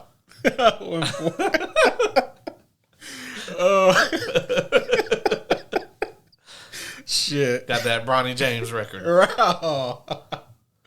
Oh, that's fucked. We didn't mention this guy yet. He's also kind of a douchebag. Gwaine. Yeah, Allison's brother. Yeah. You definitely like him more than Kristen Cole, It's like, I know Kristen Cole. Yeah. Well, it's kind of like with Gwaine, it's kind of, you get that kind of, he's just a fucking spoiled, kind of highborn, whatever. And you're like, well, at least Kristen Cole, like, you don't want him to survive, but Kristen Cole at least has the street smarts, Yeah. He's got the survival instinct. He's a lot more familiar with like what an actual battle entails. Whereas you can tell that this dude, most of his shit's probably been like duels. Yeah. Yep. Or jousting or whatever. The professional setting fights. Yeah. And you just know, I'm so curious to see like what he reports back to Allison. Yeah. Yeah. Because it would maybe be different if Kristen Cole was still on good terms with Allison, but he's not. And so when they get back, like there's going to be two completely different stories of what went down. Do we know if Gwaine lives? I mean, I'd imagine that we would have seen him die, and we don't see him die. That's true. Yeah. I think we're so. Are we at the mega spoilers part? Yeah. Okay. I'm not going to give away like a huge spoiler or anything, but if you don't want to know what the actual outcome of that fight is, you should tune out. So Aegon is alive. That blast from Vhagar actually melts that Valyrian steel armor to his skin. Oh, fuck. Yeah. And so he's basically going to be like his dad. He's, the Cripple King now. So, and it's very much going to be, he just thought everybody else was running the shit before and he was just a figurehead, but it's really going to be that way now. But him and Sunfire actually do live. Oh, really? Yeah. So, but I won't say anything more. Wow. But, I mean, Aemond was going to kill him there if Kristen Cole hadn't walked up. Oh, for sure. I mean, he damn sure wasn't going to save him. Yeah, he was about to do that coup de grace, and he was going to be like, I found him like this. Because, as a matter of fact, we didn't mention this, but Aemond tastes the cat's paw dagger, doesn't he? Yeah. Yeah, he just, you ain't going to need this no more. Yeah, yeah. It's like, man, this is a weird stab wound we found here. Yeah, Rhaenys must have stabbed his ass before he fell. Yeah. I mean, that's clearly like a singular bite from a dragon tooth, if you ask me, Yeah, probably, yeah. Yeah, he got fucked. Like when you think about from how far up they fell, and it's like, yeah, when I think about it, it makes much more sense for Sunfire to survive that kind of fall. But Now, man, that's how it goes in the book. I do think in the show they're going to have... I definitely think they have Aegon survive. And I would imagine they would have Sunfire survive as well. They have roles to play in the wars to come. yeah, yeah. I mean, Aegon ain't got nothing. He don't have a choice but to roll. Oh, yeah. Yeah. He ain't gonna be doing much walking. Yeah, agreed. But yeah, like when the way that he was laid out, almost looked like he was like positioned that way. Yeah. Because I expected him to like fall in a Peter Griffin type manner. Well, what I'm guessing from that scene is that Sunfire kind of like cradled him, and then when Sunfire fell, like Sunfire would have probably lost control over having him, tucked or whatever. So, but Aemon was definitely about to end that shit. Oh yeah. If Kristen Cole hadn't walked up, because I mean, he theoretically becomes the king. Yeah, he's next. Because it can't be Jaehaerys. He dead. Yeah. So there's no male heir. No, that's right. Yeah. So Yeah, he'd be next up. it would go to Aemon. And I don't know if he'd be a great king, but he better be a better king than Aegon.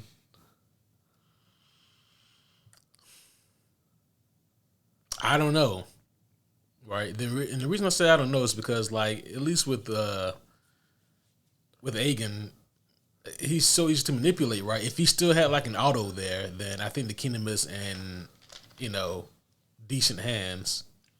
But with Aemon, he's going to be making his own choices, right? His own, like, Aemon is better for war, But outside of that, I don't know if this guy really makes a good king. He can go get his favorite sugar mama from the whole house. Maybe give her. She can be the queen. Yeah, she can be queen. Something. But yeah, man, I don't know. I am super curious though to see what the fuck happens in these next episodes, just because shit got crazy there. I guess we need to mention this. Rhaenys, she gone. Yeah. Yep. She's off the board. Yep. It's going to be interesting to see what happens with the Corlys now. Yeah. Man, and then again, that was a sick fucking death for Meleys. It was a great way to go out for both of them. I love the way that they have that just kind of, brief moment between the two of them. Yeah. It's like they have two of them. They have one before they turn back around where they're just like, yeah, you good? All right, we're good. Let's fucking go. Yep. And then they have another one at the end where it's just like, we had a good run. Right. Yep. Great kind of relationship between the two of them. Because we don't get a whole lot of that, So it was really cool to see that. But yeah, I don't know if I ever want, like... I wonder if Meleys was like, this is maybe not a good idea when she's getting her neck chomped on. Probably not a fun time. No, probably not. Yeah. Like, you got to wonder at what point the lights turned off, right? Because at some point, Yeah. when that grip closes, like, there's nothing upstairs anymore. Right. Yeah, and then, like, you just free falling. I'm going to be like, man, shit, at that point, I'd be like, hey, man, can I get a ride with you, dog? Before my ride's about to hit the fucking ground. And as it turns out, when dragons fall out the sky, they explode. Right, yeah. Like, oh, fuck. Yeah, I was like, well, this castle ain't worth a fuck now. Yeah. Yeah. Which I guess that would be another sign, right, that Sunfire is alive, because the forest wasn't on fire, no. Yeah. So. Well, I guess, and it also, it's kind of like a water balloon, right? It just kind of depends on what it hits right. and at what velocity. Yeah. But yeah, I think if you rupture their fire chamber or whatever, right? You basically dropping fucking napalm over. Yeah. Whatever. I think at this point, Rhaenyra is probably wondering, when do I get to be happy at the beginning of an episode? Because so far, dog, she's been taking a lot of L's. She has been taking a lot of L's. And yeah. I mean, her small council is definitely the worst of the two. Like, they really can't decide on anything. I mean, they're really not even doing anything, you know? And then you got wild card Damon, who's really, he's not getting a whole lot done himself. He has to go do a fucking side quest before like the armies can even commit to him. And you got to think too, right? Like, if Caraxes and Damon had been there at this fight, it's over. I think so. Yeah, Meleese and Caraxes together, absolutely could have taken Vhagar. I mean, they wouldn't have come out unscathed, but Caraxes is a mean little shit. You know, and I think out of the like, if it had been 2-on-2, every time, my money's on Team Black on that. Yeah, and I mean, if they took Aemond and Vhagar off the board, that's pretty much it. Yeah, I mean, what do they got at that point? Right, I was trying to think like, what else do they really have? Because Team Black, that's it. That's true. They got Aegon and Sunfire. Yeah, because Team Black definitely has way more dragons, it seems. Yeah, because they got Dragonstone. Yeah. So they actually do have, both teams have quite a few dragons that don't have riders, though, and I think we're going to see those rosters getting filled. Yeah. Because Baylor's got to get one, right? Right. Well, I mean, they sent her with 4 eggs. Yeah. So I'm guessing that one of those. Wait, no, I think Bela has a dragon, right? Doesn't she already have one? No, she does. Oh no, because her dragon was Vhagar, right? And then we see like young Aemon, he goes up there and is like, "Fuck this," and then he actually claims Vhagar. Yeah, her sister has got Sea Smoke. Okay, I think. Yeah, it. I know like the main dragon names, and then they kind of get away from me after that. So I have to look. But yeah, man, what you gonna score these first 4 episodes? Where we're at right now? If I had to score them in a group setting,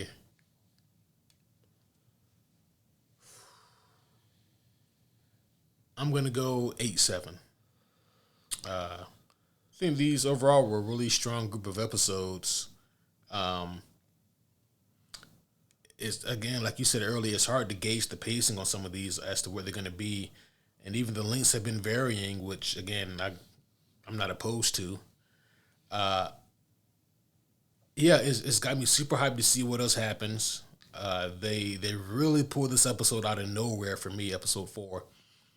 Didn't expect it, especially like in the middle of the season like this. And it feels like the board is set right now, and I'm really looking forward to seeing the fallout. I'm close to you. I'm going to go 8-5. The pacing on those first 3, I feel like it's just all over the place. There was times where it felt plodding, like they were just kind of dragging their feet, and dragging their feet, and and you know, there's a point right where it's like Rhaenyra is like the last person to know that they're at war already. Yeah. And like I got it in the first episode because like you want to show her grieving and everything. Like the way they ended that first season was incredible, you know. And so yeah, you want to see the grief and you want to see how things turn out and everything, but it's just like it felt like things were really kind of plodding along. Obviously, we want Daemon's subplot to pick up. Yeah. It's going to be interesting to see what they do going into the back half. I think that we don't get that penultimate episode craziness this season. I think what's going to happen is we're going to get a season finale. I think they're going to spend the next 3 episodes building towards what they do in the season 2 finale. And I think the season 2 finale is going to take even more pieces off the board and kind of leave us wondering in season 3, like, what's going to happen. Shit. So it's going to be interesting. I doubt we are going to get any more House of the Dragon, before 2026. I think that's the earliest possible time that we might see another season, because I doubt we're going to get back into the groove of getting a season every year. I mean, I don't think HBO in general is interested in doing that anymore. I don't think so either, and I think they also know that people will come back for it. Well, I think that what they're doing now is they're kind of rotating it. Like, I think next year we're gonna get either Euphoria or Last of Us, yeah. Maybe both. Maybe one in the spring, one in the fall or winter, and then we'll get House of the Dragon in 2026. Yeah, that seems like the most likely scenario for that. Yeah, I mean, fortunately, we wouldn't even be getting this now, except for all of these actors are British and they're not in the American Actors Guilds. Yep. And so they weren't affected by the strikes. Yeah, could you imagine like how far back that they would have been pushed otherwise? Yeah. Yeah. Well, Rings of Power, they just fired their writers and kept shooting. Sometimes. I mean, listen, they should have fired the writers anyway, right? Yeah, I mean, they should have. Yeah, I was like, well, you should have. It's not for this reason, but you should have. But yeah, I think an 8.5 is a good place to put it. I think that this fourth episode, I mean, we've talked about this a lot, but I think it's a top 10. Yeah, like for the whole franchise. Mm-hmm. I don't know if I like it better than the Battle of the Bastards. That was a great one. Yeah. Battle of Blackwater Bay was so good. That was good. For me, Hard Home was good. Hard Home was incredible. Yeah. Hard Home was incredible. I even really like the whole Avengers Beyond the Wall episode. Yeah, as kooky as that was in retrospect, that was still a really good episode. And we got like 3 episodes back to back that season as bangers. Yeah. Because we got the Battle of the Bastards. Yep. And the next episode was the Avengers shit. That was the very next one? It was either that or one after. Yeah. And then we got that finale, which was off the chain. God. Yeah. With the whole meeting with Cersei. Right. Yeah, that was a good episode. And then they ended it with Jamie Lannister being like, "Oh, you're just gonna fuck him?" And she was like, "Yeah." And then he was like, "Well, fuck you, I'm out. Yeah. I'm going to the north." And then they were like, "Retcon." They retconned the shit out of that, bro. I forgot about that. Oh yeah, they ruined my favorite character, which was Jamie. Like Jamie was talk about they were on the verge of having one of the best character arcs in fictional history, and then they just shat all over it. Because you got a guy who was probably the second most hated person on the show for season 1 and probably 2. Yeah, and then you have this whole redemption arc for him, and then by the time you see him come back to King's Landing in like season 6. You're just like, this is a different guy. Yeah. And like people are really rooting for him by this moment. And then he finally leaves Cersei, and then they're just like, psych. Right. Yeah, and they just fucked that all the way up. I mean, yeah, all the way up. They really had the option. I mean, they had laid out the groundwork for such an incredible character. Yeah. And they just fucked it. Oh, yeah. Yeah. It'd be like if next episode Rhaenys was like, or not Rhaenys, if Rhaenyra was like, women really shouldn't rule anyway. Yeah, she just, well, like, what the fuck? I will bow. Yeah. Damon, you can have it. Yeah. Yeah. Man, but you know what though? Like, even though they royally fucked up Jamie Lannister's story, I forgive them because they're gonna make up for it with my boy Kristen Cole. What? That's from Kristen Cole. No! That's rude as hell.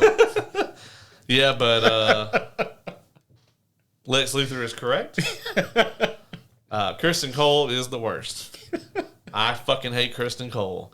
I hate him worse than Joffrey. I hate him worse than Ramsay Bolton. He is Skylar White adjacent. Oh, shit. God damn. I hate that motherfucker. Oh, man. Kristen, like, he is proof that failing upwards is a thing. It's the reason that you hate him is because he's such a piece of shit, and he just uses honor to justify all the fuck shit he does. But as soon as he can't do that, he just throws the shit right out the window. Oh, yeah. But then tries to act like this noble, honor-bound motherfucker when literally he just had been breaking all the rules and shit from jump. And he's awful when it comes to projecting. Like, that's what got both Arik and Eric killed. Oh, yeah. Like, think about it. Like, the amount of failing this man did to that raised him to the position that he's at. Like, he failed to protect the king's heir because he was fucking the queen, or he's fucking Allison, I should say. And then he sent off like one of the best king's guards to die. You know, and then after that he was elevated to hand of the king. Yeah. And this is after he brutally failed at being in the King's Guard. Yeah. Yeah. You know, protecting the royal family being the whole, main goal. Then he sends like the second, like his like right hand King's Guard to their certain death. Or if he succeeded, it would have been extremely honorable. Yeah. I mean, he was going to die no matter what, though. There's no way he kills Rhaenyra and makes it out. Hey, listen, you ever play like a video game in the hardest difficulty and you're like, I can't fuck this shit up. That's what that was, Yeah, he just rolled a bunch of 20s. That was the plan. Yeah. It's just going to depend on that 20. Exactly. Okay. And then, hey, look, worst case scenario, you're able to get in there, you kill Rhaenyra, and then like someone spots you on the way out, you run away, and they're like, "We saw Eric just killed the queen," and then Eric gets blamed for it. That's the worst case scenario. I think the worst case scenario would be what actually happened, where like you get outed and then killed. I mean, but the odds of that happening twice, That's true. Yeah. Yeah, you only got 2 twins. Yeah. Yeah. You got anything else for wrap this one up? No, I think that's it, man. We have so much on the docket coming up. We do. We got to finish Read or Die. Yes. We still got to do Winter Soldier, which yes. I'm going to be so prepared for that because not only have I recently read the graphic novel. Oh, hell yeah. But I also am rewatching the movie. Yes. I actually rewatched it a while ago, but it's been so long. Right. I got to watch it again. Watch it again, yeah. I'm also listening to you and Kevin's play-by-play. Oh, of the movie. shit. Yeah. We did that like 3 years ago. Yeah. Yeah. Oh, yeah. Yeah. Fun time. Just to kind of get like what you guys' thoughts were. Right. And it's really funny because at the beginning of that episode, you guys are talking about Hugh Jackman's Wolverine showing up in Doctor Strange as like a rumor. Oh. And you're like, yeah, I don't think they're going to pull that shit off, but, maybe I'm wrong. I'm like, you weren't. And just like hearing how hyped you guys were for Multiverse of Madness. Oh, yeah. Yeah, dog. But yeah, we got to finish Read or Die. We have the next movie in the throwback series, whatever the fuck that's going to be. Yeah, after Read or Die Part 2. I will not be here for that. Yeah, you won't be here for that one.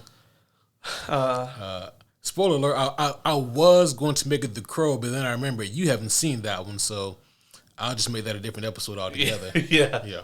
I have not actually seen that. Yeah. There's something. Oh, and we're going to be covering The Acolyte at some point. Yeah, we got to do The Acolyte. I still got time because Dylan has started yet. So still good on that. Yeah. So just to report on where I am real quick.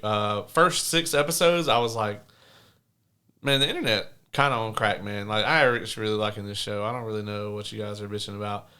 Episode 7 was fucking awful. Like, I don't know if it's like ruined the show awful. Mm-hmm. I'll tell you next week because the finale is only 8 episodes. Oh, okay. I gotta start. But it is in that place where I'm just like, I'm not really sure how we're gonna build to a satisfying finale after this. But it's kind of that thing where like they were like, we wrote ourselves into a corner, so let's make the characters incompetent. One of those. I'm like, this is sequel trilogy bullshit, guys. Yeah, again, that reminds me of like my experience with the latest season of True Detective. It's like, oh man, this is great. How are they gonna get it? Oh, that's what they're gonna do, huh? Oh, okay. All righty. All right then. All right. But that's a wrap, man. This has been really fun. I'm glad we didn't try to do a whole season of this. Oh yeah, it would have been too much. It would have been way too much. So yeah, this is definitely the way. This is the way. This is the way. Well, homies, that's going to be all for this one, but this was a blast. And of course, we will see you guys again really soon. Also, if I got to tell you this, I'm going to tell you this in the closing of this episode. I have started Hero of Ages.